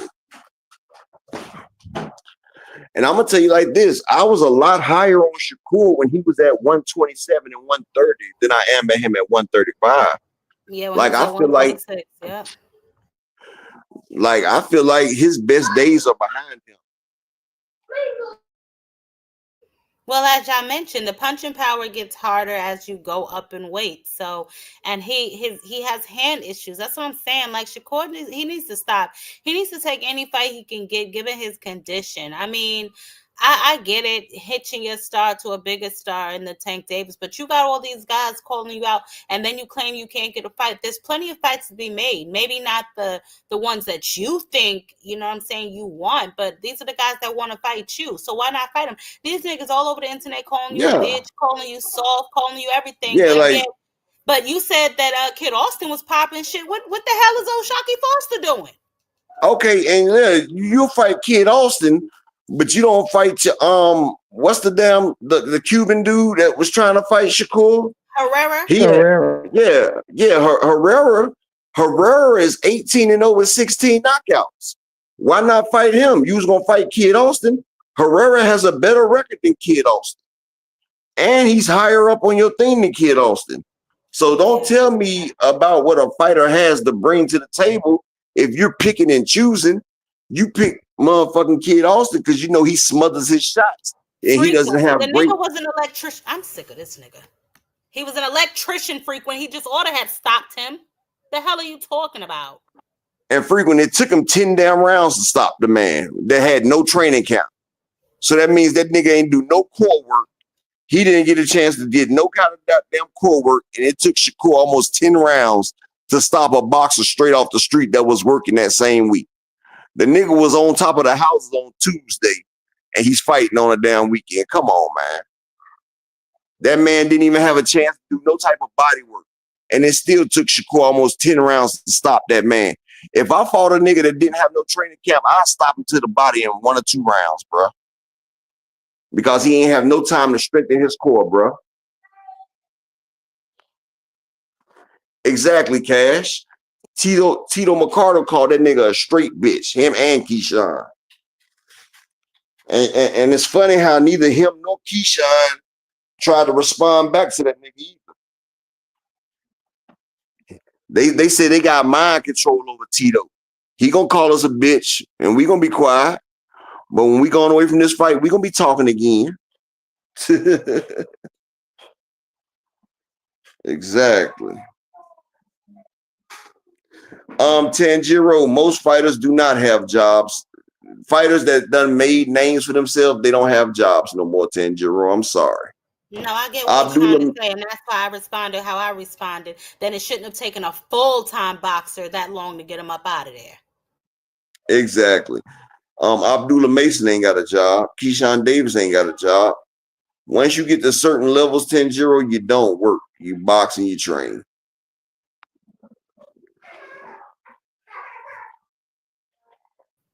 Yeah, I mean, listen, it is what it is. I'm not gonna say, big dog, I'm not saying Shakur don't have skills.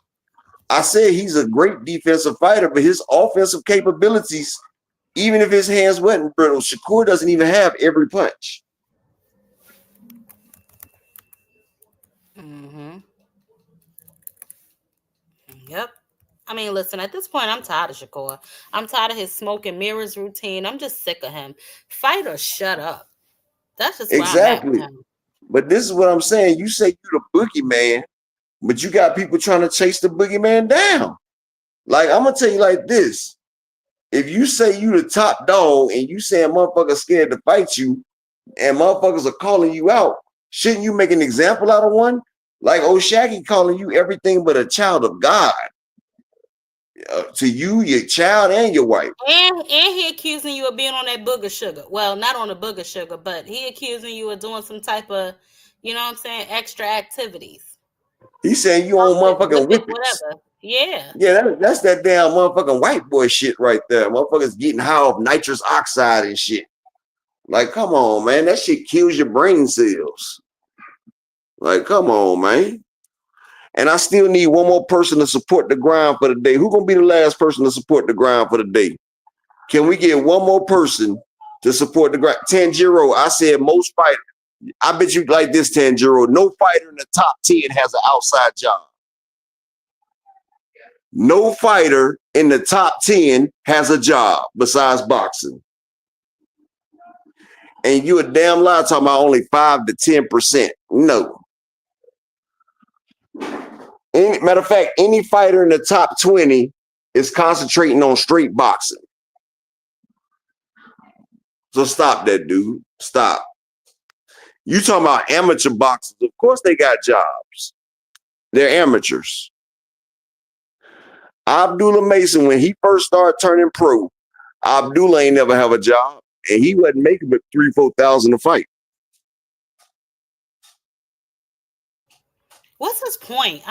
What's his point? Okay, he has a job.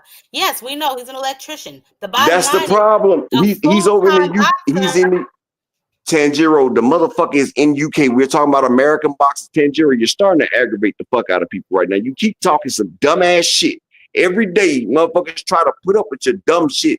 You don't know shit about boxing, and you stay saying dumb shit every fucking day. Shut the fuck up, dog. Damn. You keep trying to motherfucking make nuances, nigga. You trying to sound smart and you don't.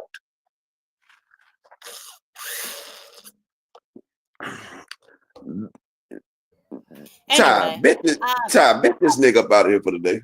Bet that, dog. Bet that, Tanjiro. Goodbye. Yeah. Bet So that. anyway, moving on. Yeah, I mean, I don't know. Like I said, Shakur, he needs to just fight or shut up. You know what I'm saying? All this extra shit going back and forth with niggas you ain't gonna fight. What's that about? You know, he needs to be focusing on Zapata. You know what I'm saying? He got a fight coming up, Zapata, and we need to see how he does then on another undercard of his fake brother. That's the beef I thought you was gonna talk about, but I guess they squashed that. Him and Edgar.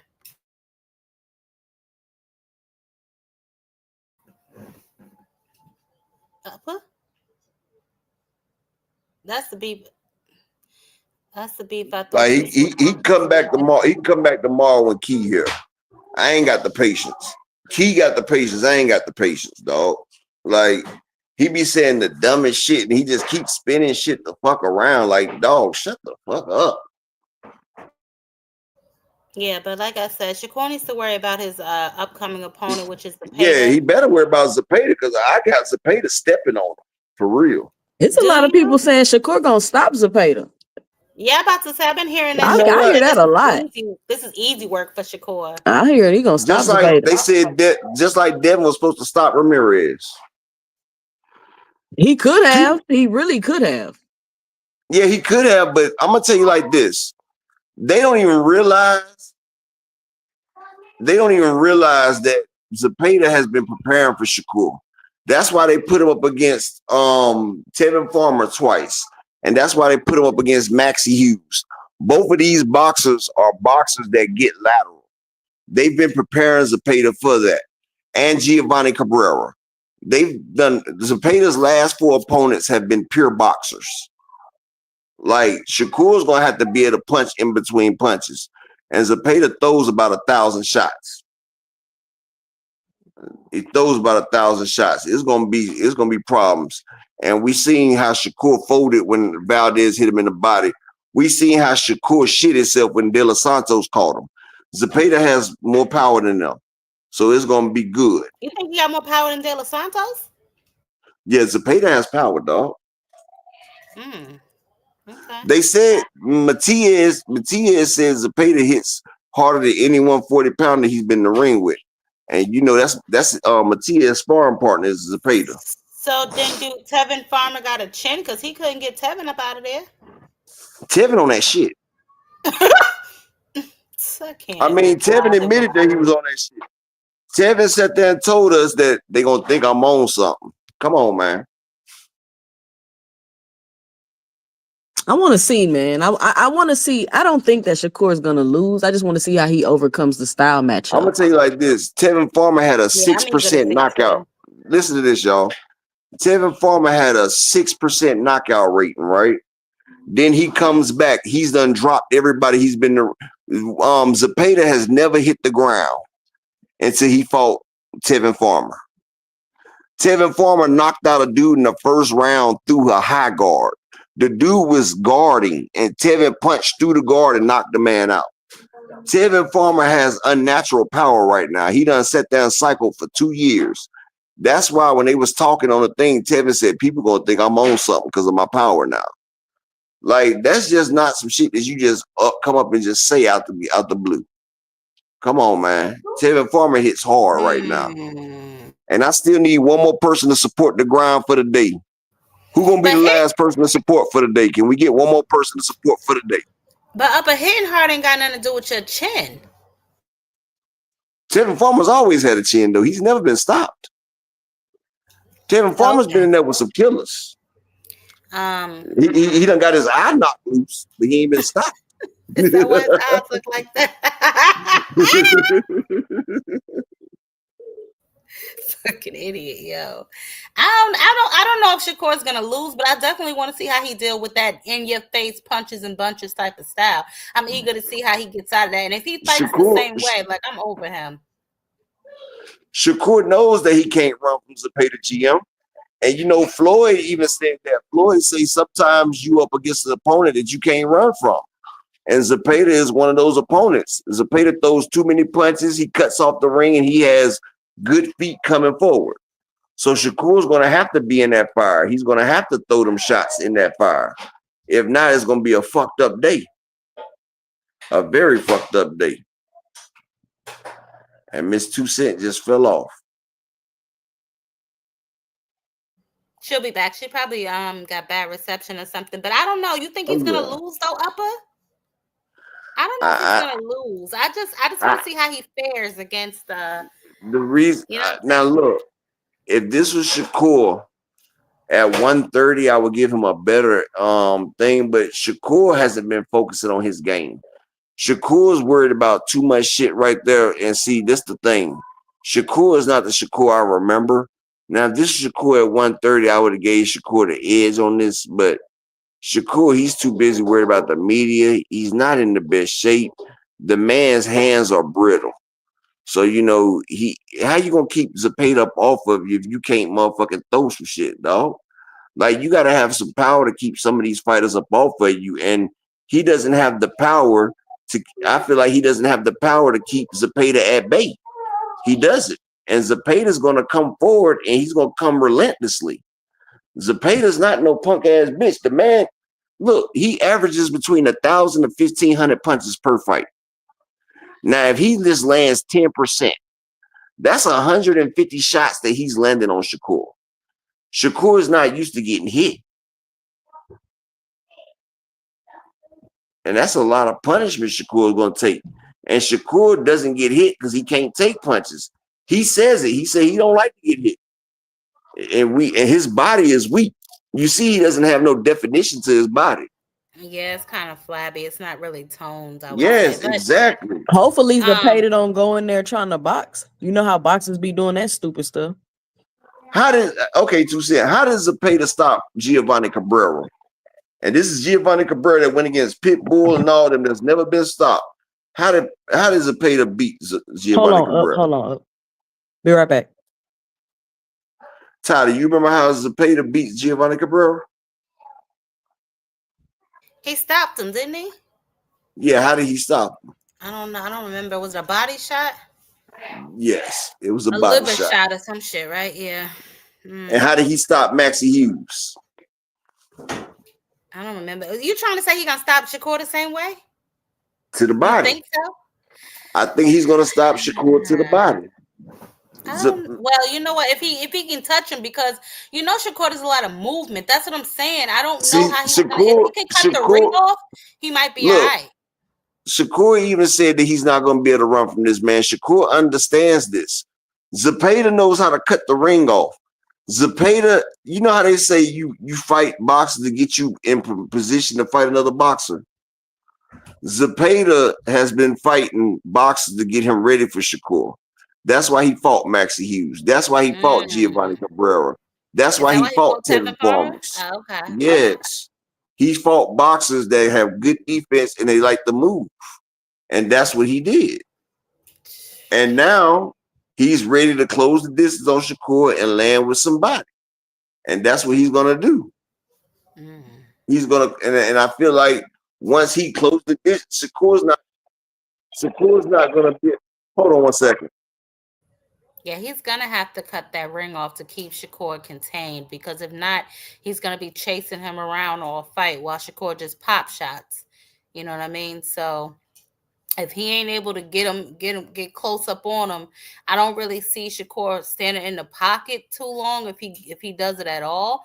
But I mean, according to him, he ain't gonna be no moving around this side. He coming to fight, so we gonna see.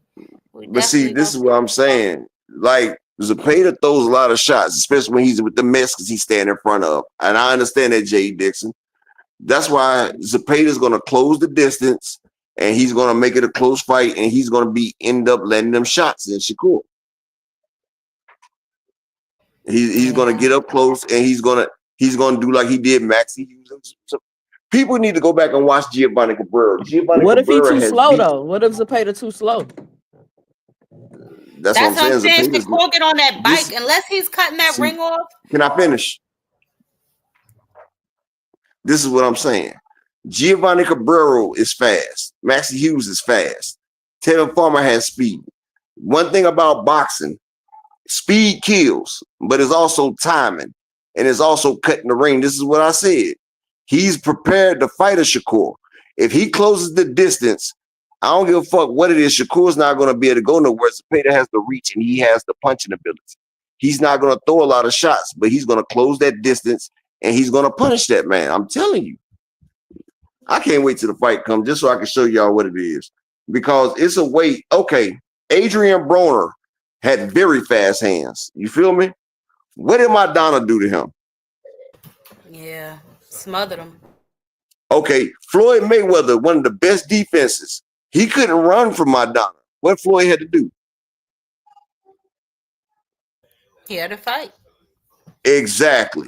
And this is what I'm saying. When you fighting that type of opponent, the Shakur have the power and the boxing ability to be able to fight his way out of that. That's the problem.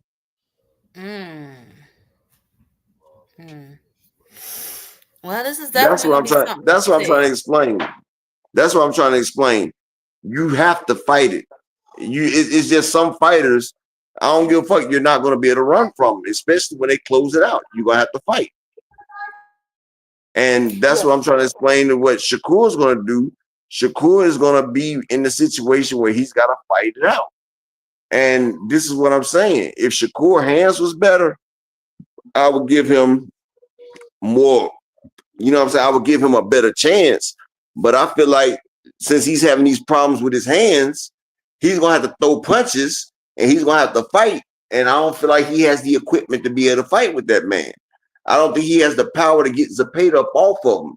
And if a motherfucker is not respecting your power, guess what they're going to do, Ty? They're going to close the distance. Yeah, he's going to walk him down if he don't respect his power. That's why I'm like, all I'm saying is if he can corner him, then that's Shakur ass. But if he can't, Shakur is moving around that ring on his bike. You can believe that. Especially if he feel that Zepeda got a little pop on them punches, he gonna have to corner him like a rat in a corner or some shit, because Shakur is gonna be all over that ring. And that's what I've been trying to explain to you, Todd. That is what Zepeda specializes in, cutting off the ring. Shakur is not fighting Edwin De Los Santos. Oh, okay. He's not fighting a fighter that doesn't know how to cut off the ring. Like I said, Maxie Hughes is elusive. Giovanni Cabrera is elusive. Pitbull couldn't do shit with Giovanni Cabrera. They robbed him. But this is what I'm saying. Zepeda was able to corner both these elusive fighters and stop them. And stop them viciously. Well, I can't wait to see it. I mean, if Zepeda can get it, I almost don't want Zepeda to do it because I want Tank to knock him out. But I want to see Zepeda do it. I want Zepeda to do it so Zepeda and Tank will be a huge fight. If Zepeda beats Shakur, exactly. Zepeda beats Shakur, that's $1 million damn sale fight right there. And one thing about Shakur and Zepeda, Shakur's not going to be able to run and win that fight because Zepeda has a high activity rate. So they're not going to give the fight to Shakur just from running. You don't think they'll give it to him anyway because he's Turkey's pet? Big Supreme. You can't say Maxie Hughes' ass. Maxie Hughes won 6 straight before Kambosos robbed him. And he beat the shit out of Kambosos. The same one, he beat him better than Devin did. And Giovanni Cabrera, how you gonna say he's ass? The man was undefeated, bro. He beat 6 undefeated fighters. Giovanni Cabrera man, you better go look at Giovanni Cabrera's resume. I thought you was a better boxing fan than that, Big Supreme. Giovanni Cabrera is nowhere near ass. That nigga got 6 undefeated fighters on his resume, and he schooled Pitbull Cruz and got robbed. And Tevin Farmer, since he's been back, Tevin Farmer is putting a hurt game down on everybody. Ask Raymond Murtaugh. Ask the niggas he stopped. Tell them farmers back on that super snack. So we're not gonna do that. But I still need one more person to support the grind for the day. Can I get that last person to support the grind for the day? I just need one person. Are we gonna get one more person to support for the cookout? Somebody support the cookout for the day. Yeah, I mean, listen, I really want Tank to do it, but whoever do it, I'm just sick of his mouth, and I want to see him in a real fight. I don't want to see him running around no ring, pop shot nobody. I want to see him. I want to see that dog that everybody say he got in him. I want to see that shit come out. Okay, Big Supreme, you saying Maxie Hughes ain't a big punch? I think Maxie Hughes' knockout percentage is higher than Shakur's. I think his is higher than Shakur's, and Shakur. It took him 10 rounds to stop electrician without motherfucking no core work. And Chicken Fried Rice said that Shakur don't even hit hard. He was mad he stopped that fight. And Maxie Hughes was beating the shit out of motherfuckers. So I don't know what you talking about, Big Supreme. Come on now, Big Supreme. You letting your judgment be clouded, man. Go look at these resumes. Go back and look at the clinic that Maxie Hughes put on George Kambosos, one of Devin Haney's signature wins.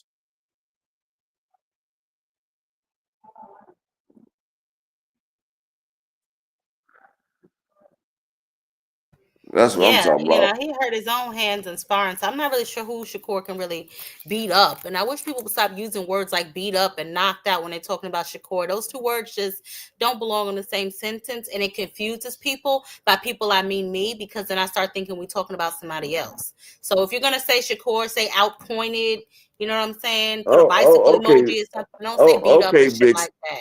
Okay, Big Supreme. He could be ass, but when Zepeda and Shakur get ready to fight Big Supreme, we can put our money in escrow and me and you can bet, bro. Y'all upsetting GM. Y'all better cut it out in this chat. Y'all upsetting my guy. He is upset, honey. But anyway, now I'm talking about anybody that wants to bet on Shakur and Zepeda, we can put our money in escrow and we can make the bet. Anybody.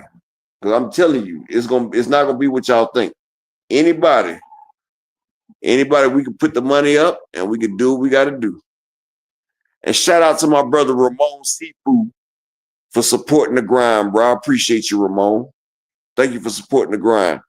Anybody that wants Shakur, we can put it in escrow. You know, Big Supreme. You know that's hardcore hater right there. You gotta understand. He the HC8. He's the what?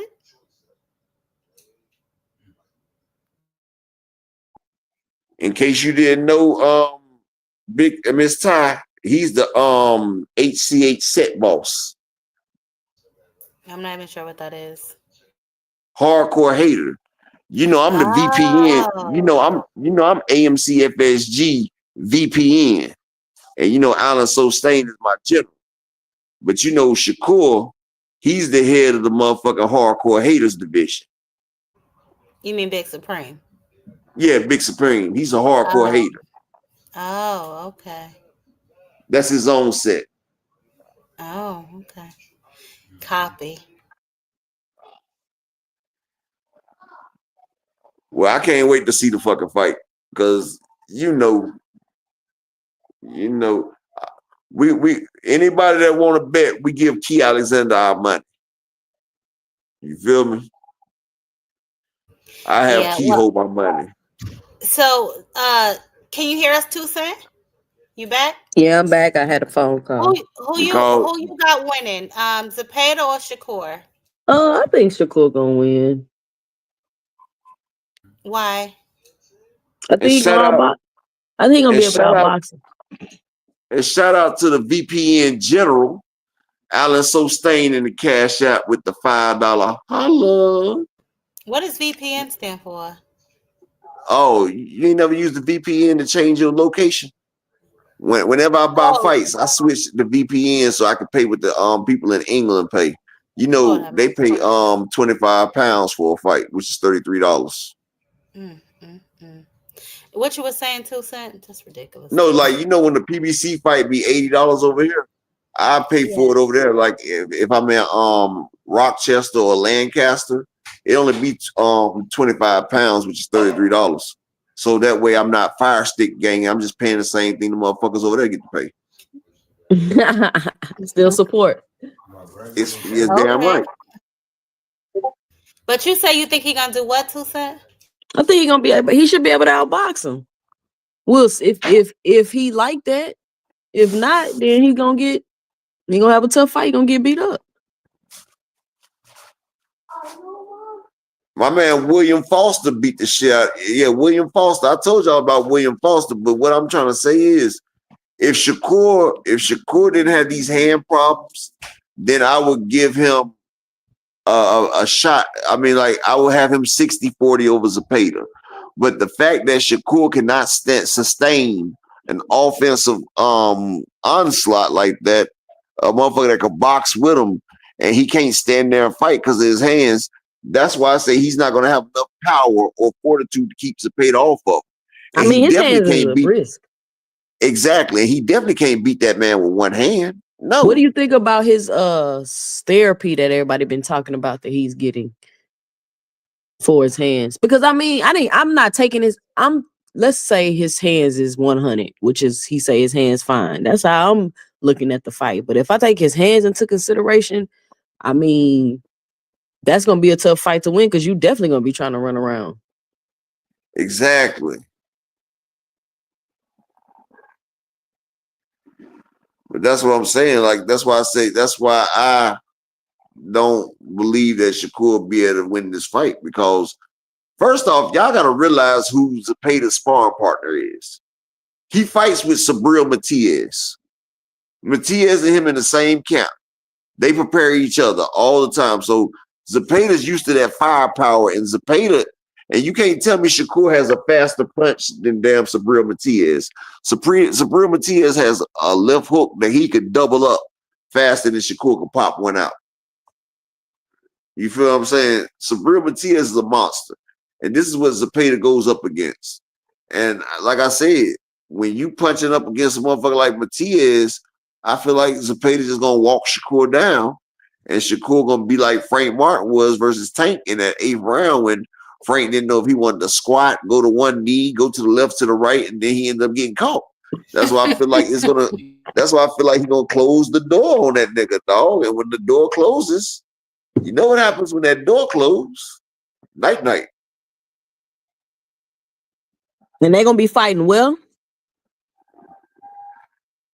This is going to be in New York under the undercard of Edward Berlanga. Wow. Why would you put this under the... I don't understand how this ain't a main event, though. Under Edward... Oh, yes. I'm glad you said this. This brought me back to what I was supposed to talk about the other day. So, Shakur and his hotel buddy Edward Berlanga fell out as well, Ty. He's beef with Edward Berlanga now. That's the beef I thought you were going to bring up on the screen. That's the beef I was talking about. I had no idea about those Shocky Foster beef. Oh, yeah. Now, you and this nigga were both in y'all boxers with no shirts on. You bit down in front of this man singing with your mouth wide open. Now y'all beefing. So Shakur gave Edward Berlanga a backhanded compliment, and Edward Berlanga snapped because Shakur said he don't understand why he should be on the undercard of Berlanga. So then Berlanga snapped and said, well, look, they need me to be after you so I can wake everybody up after you finish putting them to sleep. So they started going in on it. So, you know, Edward Berlanga and Shakur done fell out now. But that shit crazy. Like, for real? They made up because Shakur apologized because Edward Berlanga said he wouldn't shake his hand or he might break it or some shit. He said. Yeah, he said he's too scared to shake Shakur's hand because he been done broke the nigga's hands. But the thing is, though, I don't understand why. Who is Berlanga fighting again? Is that Nazias, right? Shiraz. No, he's fighting Turkey. Shiraz, yeah. I would put Shakur versus Zepeda above Berlanga and Shiraz, though. I feel like. Well, remember they told him he could pretend he's the main event if he wants. He can pretend. They're treating Nigga, him like the main event, but he's not the main event. So he get all the perks, like I guess fuck your that. name on the I want to be the poster. last. Like, what does that I want mean? to be the I'm not sure what last that fight. even means. Yeah, okay, yeah, all right. Look, I want to be the last fight. I want to be the closer. And like I was saying, if you're gonna pretend, then just go ahead and move Edward Berlanga and Shiraz up a fight. Like, come on now. Like, basically, you telling me that Berlanga versus Suarez is a bigger fighter than Shakur Stevenson, because Shakur's about to have his biggest fight ever right now against number one ranked William Zepeda, undefeated Zepeda. And you mean to tell me that you got Berlanga and Shiraz as the main event and we open it for them? I Like, mean, that shit. and I agree with you 100%. And I think the only reason maybe is because Shiraz or whatever his name is his boy. That's the only reason I can see. And I mean, let's be honest, Shakur is really not main event worthy. This is his second undercard. The But boy's stock is this on a fire sale. this the same person that they want to get on the phone with Tank and negotiate something when This is you what can't I'm even saying. negotiate a main event. Like, what are we talking about? You can't even The be the one that main said they event. said, You I'm can not just get accepting treated the like the main bullshit. event. I mean, Look, if I'm that's not what even they want to accepting. tell them. Well, you know, Shakur said, yeah, Tank got to realize I ain't going for that. You got to And come to this me with respect. And this is what I'm saying about You Shakur laughing up. Stevenson. This is what I mean by Shakur Stevenson and his antics. He can't possibly believe the things that he says, because if he actually believed that, then he would be standing on business, and he's really not. You know what I'm saying? Shout But out to my nigga Knockout Boxing. If you're not subscribed to him, make sure you subscribe to him. he just doesn't make any sense with the things that he says. I mean, like I said, he's pulling from the Bud Crawford book. You know what I'm saying? Let's get on the phone. Let's make it happen. Like, why would he get on the phone with you? You still on undercards. You still ain't stepped your stock Exactly. up. You know what I'm saying? So who knows, man? Who But knows? like I said, if this was Shakur earlier, I would have gave him a shot. But like I said, y'all got to realize William Zepeda is Sabril Matias sparring partner. The man cuts off the ring. People don't. Shakur's been fighting people like Josh Padley, Chicken Fried Rice, and people like and motherfucking damn Harder Tuin. He's not even fighting nobody to get him ready for a William Zepeda. While Zepeda has fought an elite fighter like Giovanni Cabrera. You can say what you want. Giovanni Cabrera has beat 6 undefeated fighters, and he was robbed against Pitbull. The man's elite. I don't care what you say. He beat Maxie Hughes. He beat Tevin Farmer twice. He's fighting boxers that can go lateral, that are great defensively. He beat them and preparing him for Shakur, while Shakur's fighting Padleys and Harder Tunians and shit. But this is what I'm trying to say right now. Like, even if Zepeda can cut the ring off. So like Floyd said, it's sometimes you fighting a fighter where you can't run from, you got to stand in there and fight. And that's why I said Shakur's going to have to stand in front of this man, and he's going to have to be at a box, because Zepeda can cut them corners and cut the ring off. But what I'm saying, the reason why I get the itch is Zepeda, because Shakur has hand problems. How long is his hands are going to last while he's sitting right there fighting with Zepeda? Because he's not going to beat William Zepeda, who averages 1,233 punches per fight. He averages 1,233 per fight. You're not going to be able to keep him up off of you. If your hands start hurting, that's a death sentence for you, because the man going to start firing on you. So what are you going to do? That's why I'm saying I can't see Shakur winning this fight, because I feel like his hands are going to give out, and I feel like he's going to be in the middle of that man's guts, and But he's going to be digging him out. Don't forget in the interview he said he got somebody to help him with his hands. So you know what I'm saying? What does that mean, though? Help you with your hands? I don't know. Listen, this is what he said, okay? This is what the boy said in the interview. They asked him about his hands. He said he got somebody working on his hands. He can't tell us exactly what's going on with him. So is that the biggest, is that the key fact? That's the question. This is a question I got for y'all. So is that the key factor in this fight? Are we saying if all else is the same, Shakur beats Zepeda, but if a hand in issues come up, then that's where he's at risk at losing this fight? Or is he just at risk at losing the fight, period? He's just at risk losing, period, because first off, he's never been with somebody that puts out this output of work. And Zepeda, like I said, Valdez hit Shakur. Shakur said that shit had him fucked up when he got that stomach shot from Valdez. We seen when Edwin De Los Santos caught Shakur, the nigga about folded over. This is what I'm saying. Like, this is the most complete person that Shakur's been in with a while. And the man is front foot dominant.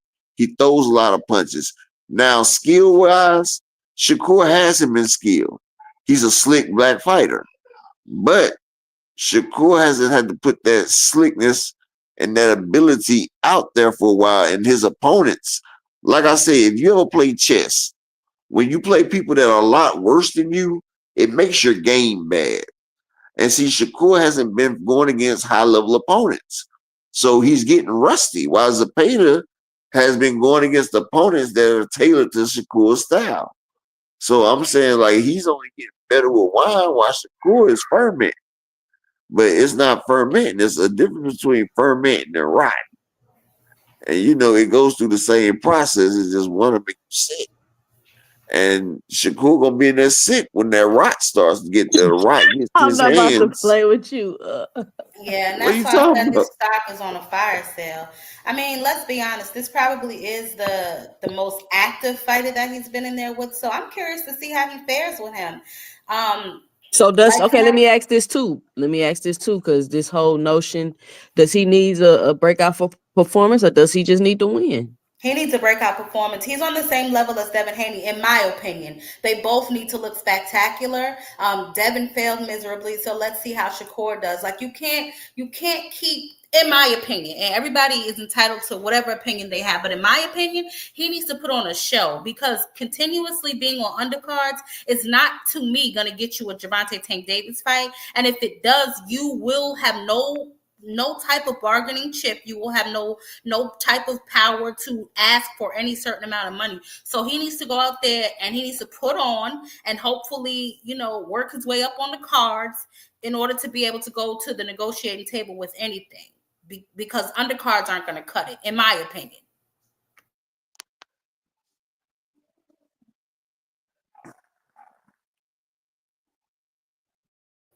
Upper. Yeah, we'll see. We'll see, because I see we're donning into all you got to do is win era, apparently, and I think Let me put that's this gonna shit up hurt here. these Let me put boxers this shit more up than here help because them. Yeah, me too. Big Supreme has a unfettered hatred. Let me put this up here for Big Supreme Who real quick. cares? Answer the question 2 cents asked. Do you what do you think? Do he just need to win, or do you think he needs to look impressive? If I think about Big Supreme. I mean, if he wins, it's going to be impressive because there's going to be a lot of fireworks coming at him. He's just not going to be able to sit back and win. It's not going to be no Edwin De Los Santos. This is the type of fighter that you're going to have to win this fight. You feel what I'm saying? He's going to have to. But Giovanni Cabrera right here is 22-2, right? But I want you to understand something. Look at read the fighters that he done beat right there. The man beat undefeated Elijah Pierce. Elijah Pierce, that's the motherfucker that said that he beat Tank. He destroyed Elijah Pierce. The man sat there and look at the people read the people that he beat right there for me, 2 cents. The people that got Let me one see. I can loss barely see and it. I'm on my undefeated. phone. I can't even see this shit. Hold on. Can you see it real good, Ty? Carlos Padilla, Hell Elijah no, you gotta Pierce, make that Ray bigger. I can't see that Lampkin, either. Tyson No, Harris. no, read the undefeated and one loss people that that Giovanni Cabrera beat. Either Elijah undefeated or Pierce, one loss. Elijah Pierce, Ray Lampkin, Tyrone Harris, Robert Mendoza, Salvador Lopez, William Hernandez, Gavino Guman, and that's it. The rest had 2 or 3 losses. William He beat Zepeda. Okay. he beat Renee Taylor's Grion, the And who is motherfucker that? that Hadley Scott at the bottom? I can't. It's too small. Can you make it bigger? Yeah, Renee he, Tellers, get wrong. Yeah, I read all them. yeah, he beat undefeated Henley Scott. He beat Lewis, whatever. He was 14-0. Like I said, Giovanni Cabrera's done beat 6 or 7 undefeated fighters. He Elijah beat Pierce is a Headley great Scott. fighter. He was undefeated. Yeah, this is what I'm saying. Like, Big Supreme acting like this man ain't beat motherfuckers. Like, he's beating motherfuckers' ass, dog.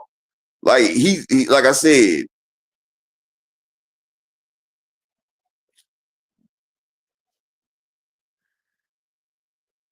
Some people say it's gonna look like Mayweather Gotti. and this is what I'm saying. People act Do you believe that? okay. Y'all know Elijah Pierce is a good fighter. That's the motherfucker that went up the that always said that he'd beat Tank. That motherfucker Giovanni Cabrera made Elijah Pierce look like an amateur. He beat undefeated Heatley Scott.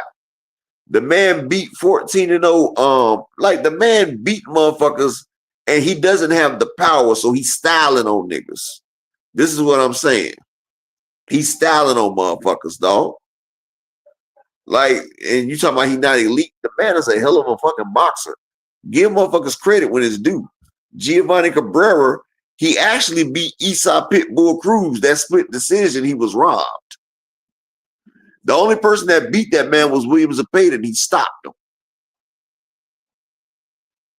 And hell, I thought Giovanni was going to style on William Zepeda to William Zepeda. And one thing about William Zepeda's smart. When fighters do a lot of movement, he did the best thing to do. He started working that man's body early. And he started hitting that body early. And that's what Shakur going to have to worry about, the body shots. He's going to have to worry about that man hitting the body. And he's going to have to worry about that man cutting off the rings. That's how you stop a runner. You go to their body. Big Supreme, you saying everybody ass, bro. Okay, Big Supreme. And Elijah Pierce was at 130 when they fought, bro. Elijah Pierce also went to 140, Big Supreme. Elijah Pierce fought at 140. Go look it up. He fought at 140, 135, and 130. He just dropped down to 122 after Giovanni whooped his ass. That's when he dropped down. He fought Giovanni at 130, and then he went up to 140. He went up to 140 after Giovanni whooped him. Then he went down.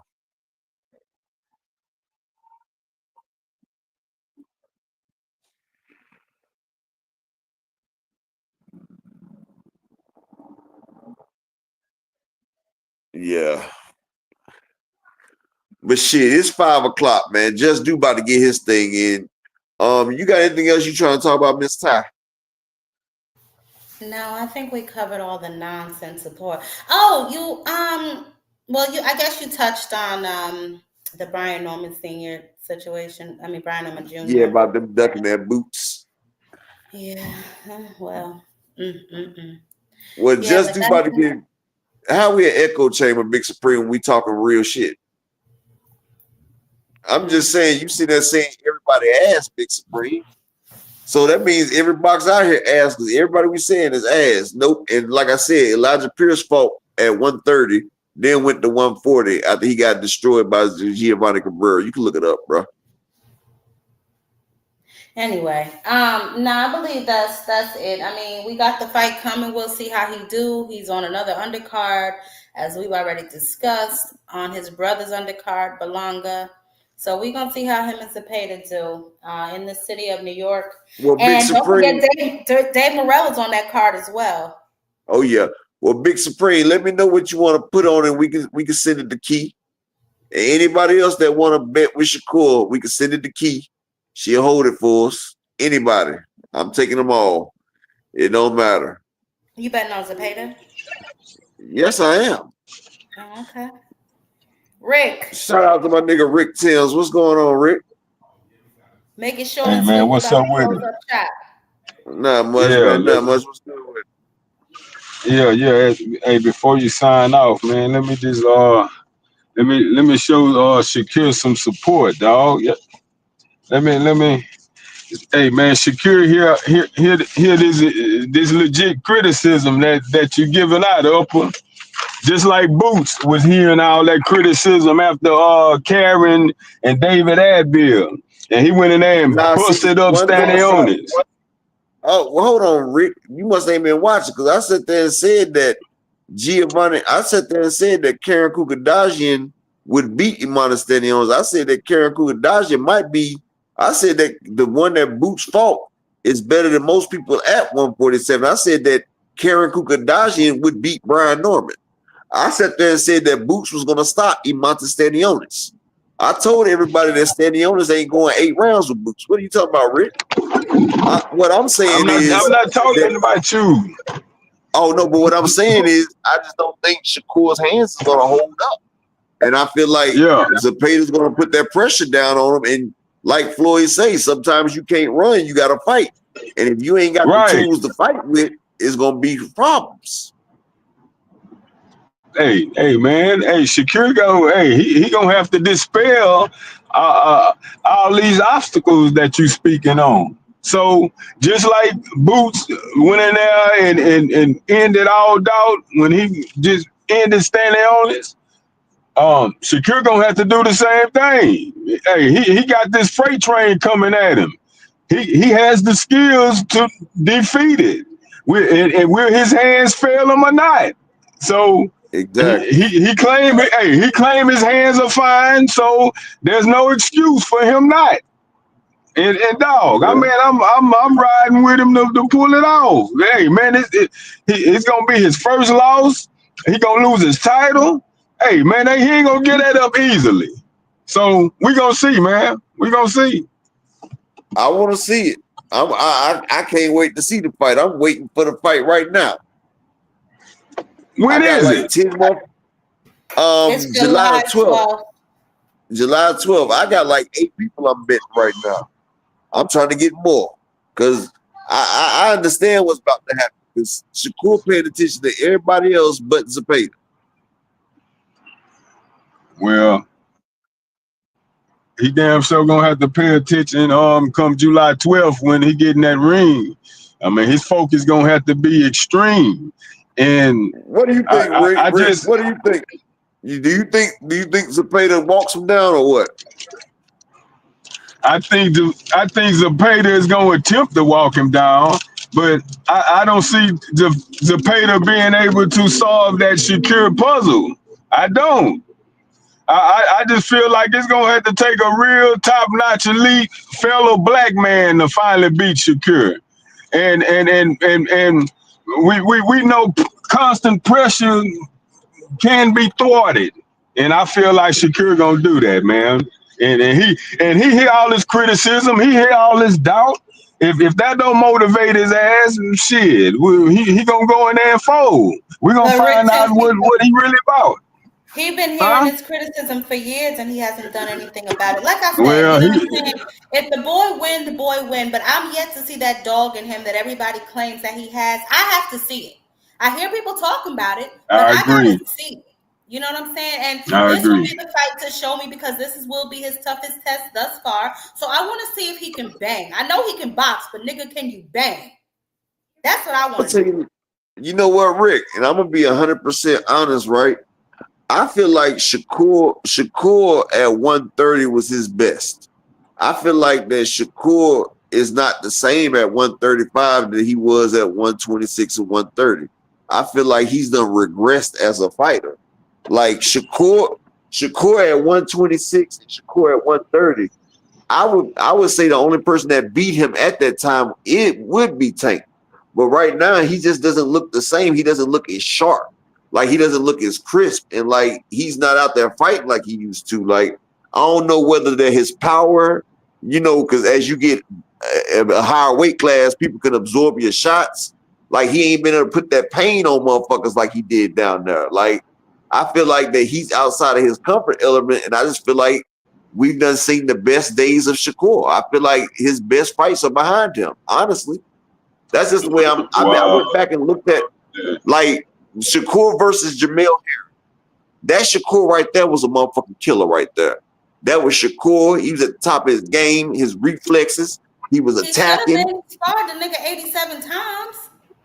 I mean, I understand that, but I'm just saying that's the Shakur I like to see when he's attacking, when he's motherfucking down walking and doing what he do. But I haven't been seeing it like that at 135. And as you move up, people hit harder. People hit harder, and your power might not carry. And Shakur's never been a hit. And I don't really think that he transitioned to professional boxing from amateurs the way he should have.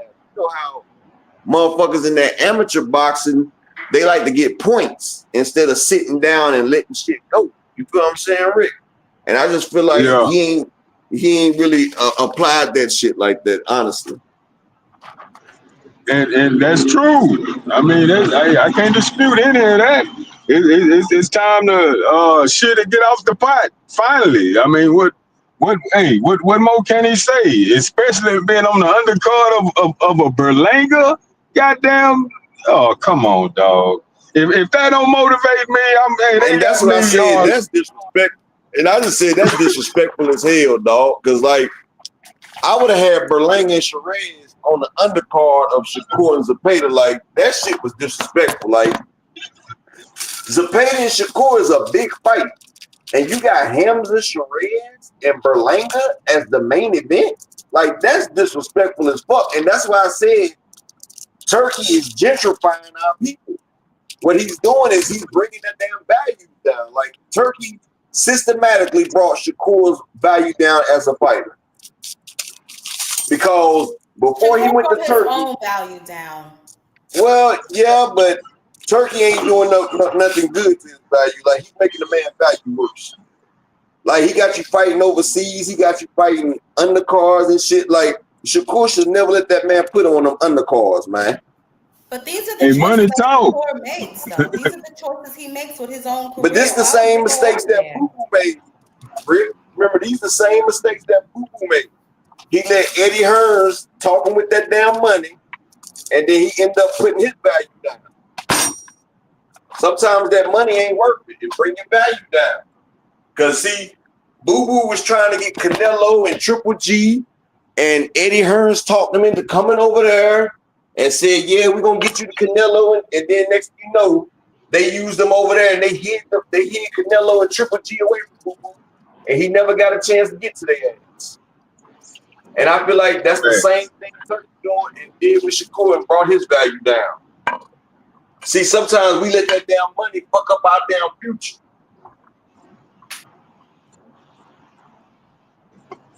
Hey, man, that's a good ass point, man. Well, he gonna learn the hard way. He gonna have to gamble on himself, because when shit get real, July 12th in that ring, come the 9th, 10th round, when his heart burning and his legs are numb, is he gonna dig deep to avoid suffering that first loss, possibly an embarrassing knockout loss if he ain't on his shit? If that ain't enough motivation, then he in the wrong sport, man. That's what I said. I said Zepeda gonna try to stop you to the body. I said Zepeda, he'll stop you to that body. And I say Shakur weak to that body too. We seen what Valdez did to it. But what I'm saying is Shakur got his whole career on the line with this fight. Because you lose this fight right there, you lose out on that Tank Davis paycheck. Now you gonna that's another motivating factor. Yeah, are you gonna let Williams Zepeda take your Tank Davis payday? Man. Ty don't think he Ty don't think he got it. But you know Tank Davis, Tank Davis gets the payday now. You know Tank Davis the payday, but you know Tank versus Zepeda, if he beats Shakur, will be even bigger fight, two different demographics. So you know Tank wins either way. Damn. If Zepeda beats Shakur, Tank versus Zepeda be a bigger fight because it's two different. It's a Mexican versus black. So you know that'll be good for Tank. But like either way, that's why I say either way, Tank comes out on top. Because if not, then it's Shakur versus Tank. It's Shakur versus Tank, and you know they handle their rivalry. But if Zepeda beats Shakur, but if Zepeda beats Shakur, then it's a Mexican versus a black. And Zepeda got the belt, and he just beat Shakur. So that's what I said. Tank sits pretty no matter what out of this shit. No, fuck that, man. Y'all got Shakur fucked up. He finna finally grow up. He finna fuck that. Shakur finna go and do this and get that Tank check. He gonna get his manhood back, Rick. He Yeah. gonna be like he gonna be like Coach Klein in a water boy. He gonna get his manhood back rich. Yeah, it's gonna take Zapata to bring that out of him. When Zapata trying to slaughter his ass in there, and he gonna have to fight all that goddamn aggression off. What he gonna do? Fold in there like a little girl with the world watching? My first defeat. I ain't lost since the Olympics. I remember how I cried the last time I felt defeat. Exactly. Man, why I have so much motivation? And that's what I like about it, Rick, because last time he lost, he cried. And he said he don't like to lose. Show me you don't like to lose, nigga. Show me that you want the Tank Davis. Show me that you everything that you've been saying, nigga. This is your chance to show me and show everybody that you are him. You been telling everybody you him for the longest. This right here is the best fight of your career, the biggest fight of your career. Now you gonna show up, or are you gonna be a pussy? And I think that that's the point that everybody's missing. Like, I hear everybody, rally around our black fighters, but let me tell you something. I am a fan of the sport, and if you ain't giving me what I want to see, I don't give a damn. You can be pink, purple, orange, green, red. If you trash, you trash. I'm not saying he's trash. I'm just saying I ain't seen what I need to see yet for you to be charging me for a fight. So I am comfortable with you being on an undercard if you are comfortable with you being on an undercard, because until you can show me a performance that's gonna have me dig in my pocketbook and pull out my credit card to pay to watch you better come with it. That's all I'm saying. You better come with it. That's real. Running around here talking about you some type of dog when you're not. Fighting the Padleys of the world is not gonna get me to dig in my purse and pay to see you. I'm sorry, but when you have an opportunity to fight a nigga that's really gonna fight you, that's really gonna bring you that heat, Herrera, or even now Oshak Foster, if y'all say he can't fight, whoever the case may be, it just appears to me that whenever Shakur got a chance to show me he a dog, all of a sudden that nigga turned into Bill Gates, everybody's Elon Musk, everybody worrying about the financials. But when it's a nigga you could beat, you jumping through hoops to get in the ring with him, that to me just says you soft, dog. And until you show me something else, I'm gonna feel that way. I'm sorry. I don't give a damn what color he is. That's just the way it is. Hey, that's real. Real talk 101, man. And you know what? That everything she just expressed should be poking in his side, man. He got disgruntled people out here that feel her exact same way, that expect far more out of him that he has been putting on display to us. So that type of criticism, that type of pissed offness is shit, dude. You hear it? What you gonna do about it? I guess this is why him and Bud Crawford say F the fans, you know what I'm saying, which ain't helping them either way. Definitely not helping Shakur, because at least Bud will get in there and fight you. You know what I'm saying? But I just haven't seen that it factor in Shakur. And hopefully on the 12th of July, he will prove me wrong. I hope he proves me wrong. You know what I'm saying? But until then, I believe that Keyshawn is going to outshine him. Abdullah Mason already on track to outshine him. I mean, these are guys that just take risks in the ring. You know what I'm saying? And that's just what you have to do. You have to take a risk. You can't play it safe all the time. Not if you want to get to that next level. And then you try to trick me into thinking you something that you're not. Because that's what he's doing. He's trying to trick people. Well, what if he duplicate what Devin did to Ramirez, and all the secure faithful say, hey man, that's a sweet science. That's not the sweet science. If you look at Devin's face, Devin looks scared to death. I don't know if Bill needs to go somewhere and get him some type of help, counseling. The boy is shell-shocked, and that's just what it is. Anybody running around here talking about that's a sweet science, I pray for them and their mediocre mindset, because Devin, that was a piss-poor performance too. Ramirez was tailor-made for him to get his ass whooped and make Devin look good. If you pay attention to the fight, the first fight, Devin didn't throw not one damn punch, and they gave him round one. How the hell y'all do that? If the fight wasn't already set up for him to win, all he had to do was go in there and look good, but he couldn't even do that. And then the antics that his father pulled afterwards didn't help, but Bill and the party he has with his nose and his scary ass son, that's a different story. Right now we want Shakur ass. I just want him to do what he says he's going to do because his actions don't match his words. I just want them to link up and match. That's all I ask. And that shouldn't be much for people that you want to pay to see you fight. And if he don't, if he try to pull what he did against De Los Santos, that's not gonna work this time. You know, Zepeda's aggression is on a different degree than De Los Santos, so he gonna have to fight. He really gonna have to fight this time. So that's what I said. I'm excited. I can't wait to see. Yeah. Oh man, I'm loving that. Yeah, he's gonna have to show us what he made of. This is an opportunity for him to show us what he made of. And that De Los Santos fight, it looked like one nigga was scared, the other nigga was glad that nigga was scared because both of them wasn't really doing a lot of output. You know what I'm saying? So that was what it was. He made excuses for that. Cool, you didn't rematch him. You know what I'm saying? So we kind of let you gloss over that. You know what I'm saying? But now it's another chance. You know what I'm saying? Just like Kid Austin was gonna be a chance for whatever reason, y'all didn't happen. But hopefully this fight comes to fruition and we get to see what you really made of. That's all I want. I want to see what you really made of. I hear all of this defensive shit, and you got that. You are the most defensive, elusive nigga in boxing. But where is your offense? Yeah. Where's your excitement? Where's your entertainment? I mean, entertainment comes from offense. You know, ask the NFL. You know, ask the NBA how the rule changes.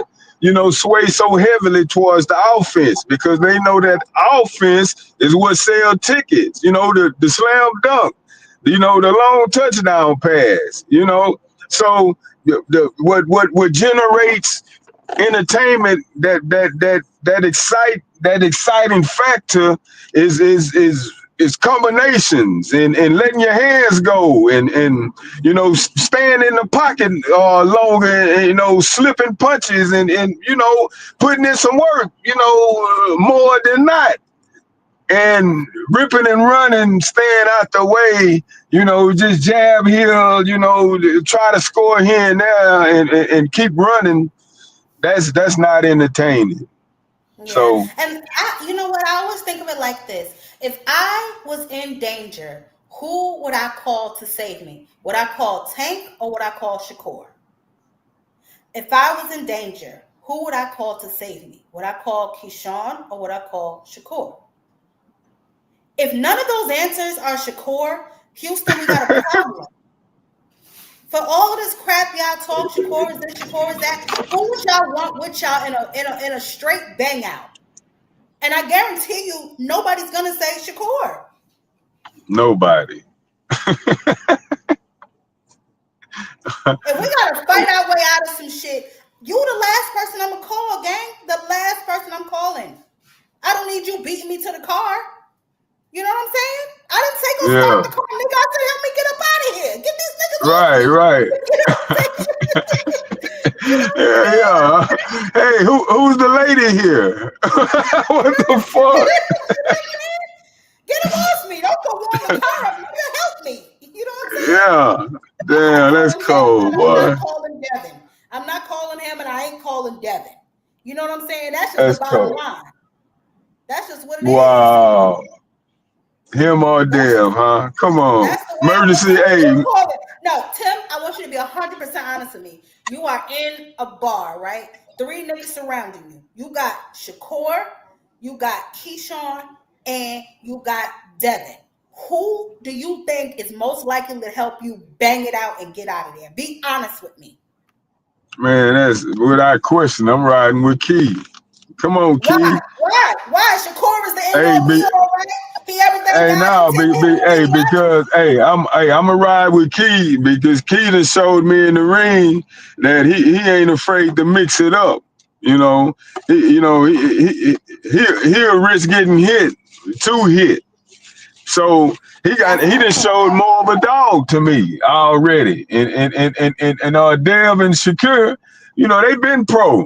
And hell, you mentioned that a little while ago. You know, hell, Key, then he already on a faster track than both of them, in my opinion. So gonna pass them both up. They keep playing. That young boy ain't playing. He coming to fight.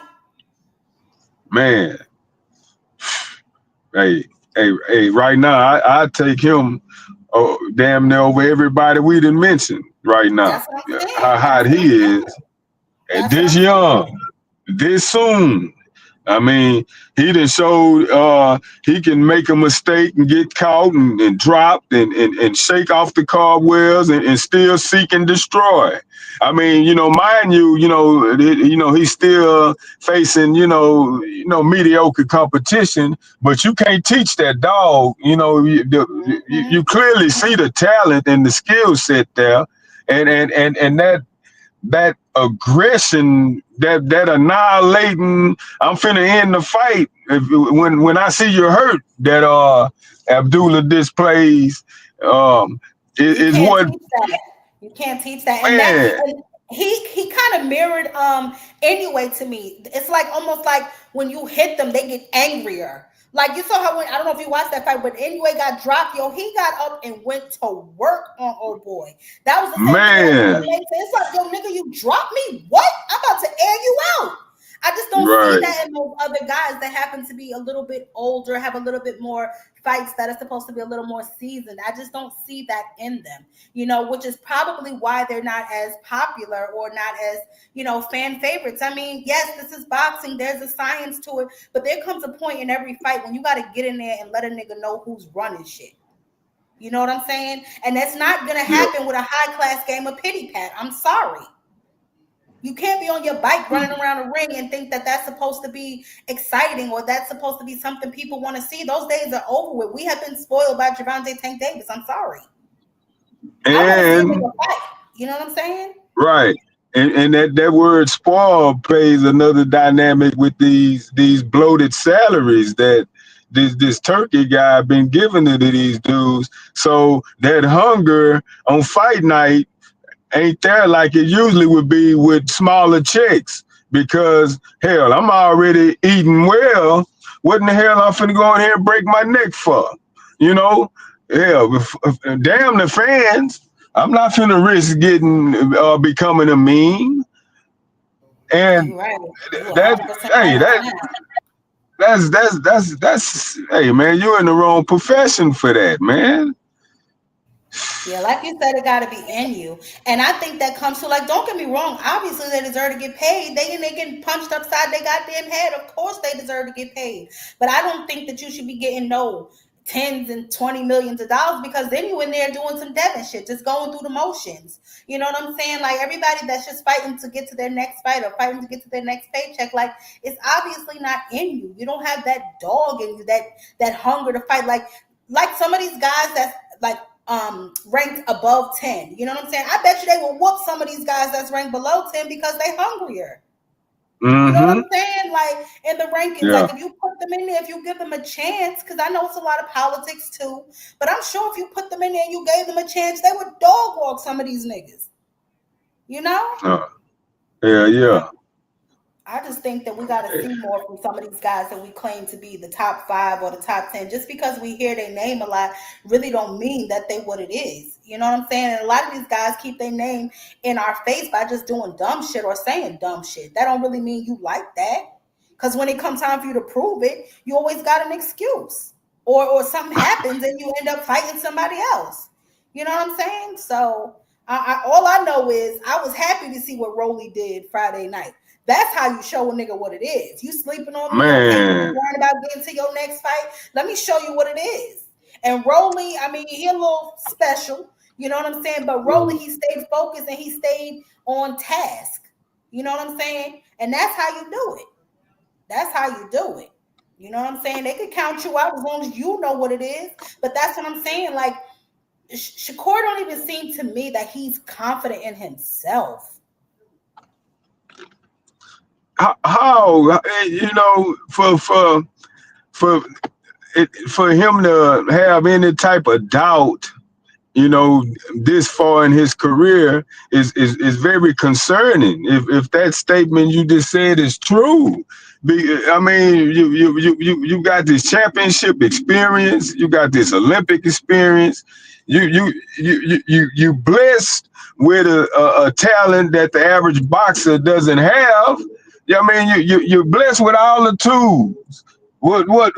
How can you have any type of indecision or any type of doubt about your ability in 2025, especially come July? So, hey man, if you can't make up your mind about, hey, I know I'm this good, I'm finna finally prove it. I'm tired of talking about it. I'm finna stay off social media. I'm gonna put my head down. I'm just finna train my ass off. I'm just gonna focus and show up and show these people that I'm really him. I don't want to hear it. And that's what I'm saying. Like, and not to say that they're not regular people, but if we keeping it funky, Shakur is on X more than I am, bro. Like every time I get an alert, it's Shakur tweeting some shit to the point where I'm sometimes it's like, nigga, why don't you go do something? Like, you know what I'm saying? So it's like you constantly worry about what people say, because why are you on the internet all day long? Like, for instance, even though, you know what I'm saying, like Tank ain't said shit since his last fight. He's somewhere minding his own business. But the rest of these boxers, all I got to do is open social media, and I know their every move. It's like they're attention whores. How much effort do you really put into your craft if every time I turn around, you on the internet with some goofy nonsense going on? And if he really truly believed in himself and he really truly was the boogeyman that he wants everybody to think of, people will be scared to say your name. But instead, you got people all over social media calling you a bitch, calling you out, telling you that they want to fight you, you know, letting people know you done ran from them or you done moved up and wait so you wouldn't have to fight them. Nobody would dare do that to you if you was who you say you were. Because Exactly. you prove it every time. When you supposed to be a boogeyman, you supposed to be a boogeyman now. Don't be a part-time thug now. Like Tank said, ain't got no safety on this Glock.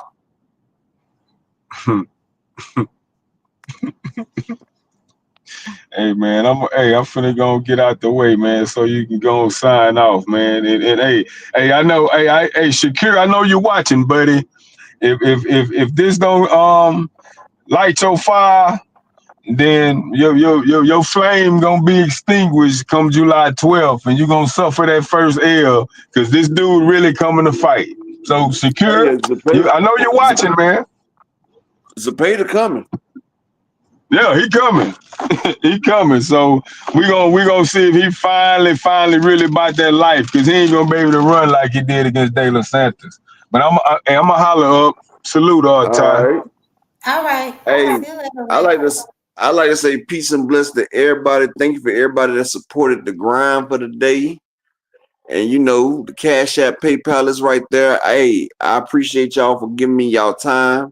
Thank you for smacking the like button. And like I said, everybody that support the grind, I appreciate you, because you know we not monetized over here. So the only people that keep this channel going is you fans and you people in there, the family. Y'all keep this shit going. So I appreciate all y'all that come through and support, man, for real. And we'll be back up here tomorrow, same bat time, at the same bat place, on the same bat channel. Peace and blessing to all y'all. Make sure y'all subscribe to the motherfucking Jab Queen, Miss Ty, because she jabbing these motherfuckers. But peace and blessing to all y'all, and I'm out. Go ahead, Ty. Peace out, y'all. Oh, you ain't give out your closing statement. Just, I don't know, be who you are, man. Yourself. Ain't nothing wrong with who you are. Just be yourself. If you a pussycat, say meow. I don't know. Catch y'all tomorrow. Y'all know what it is.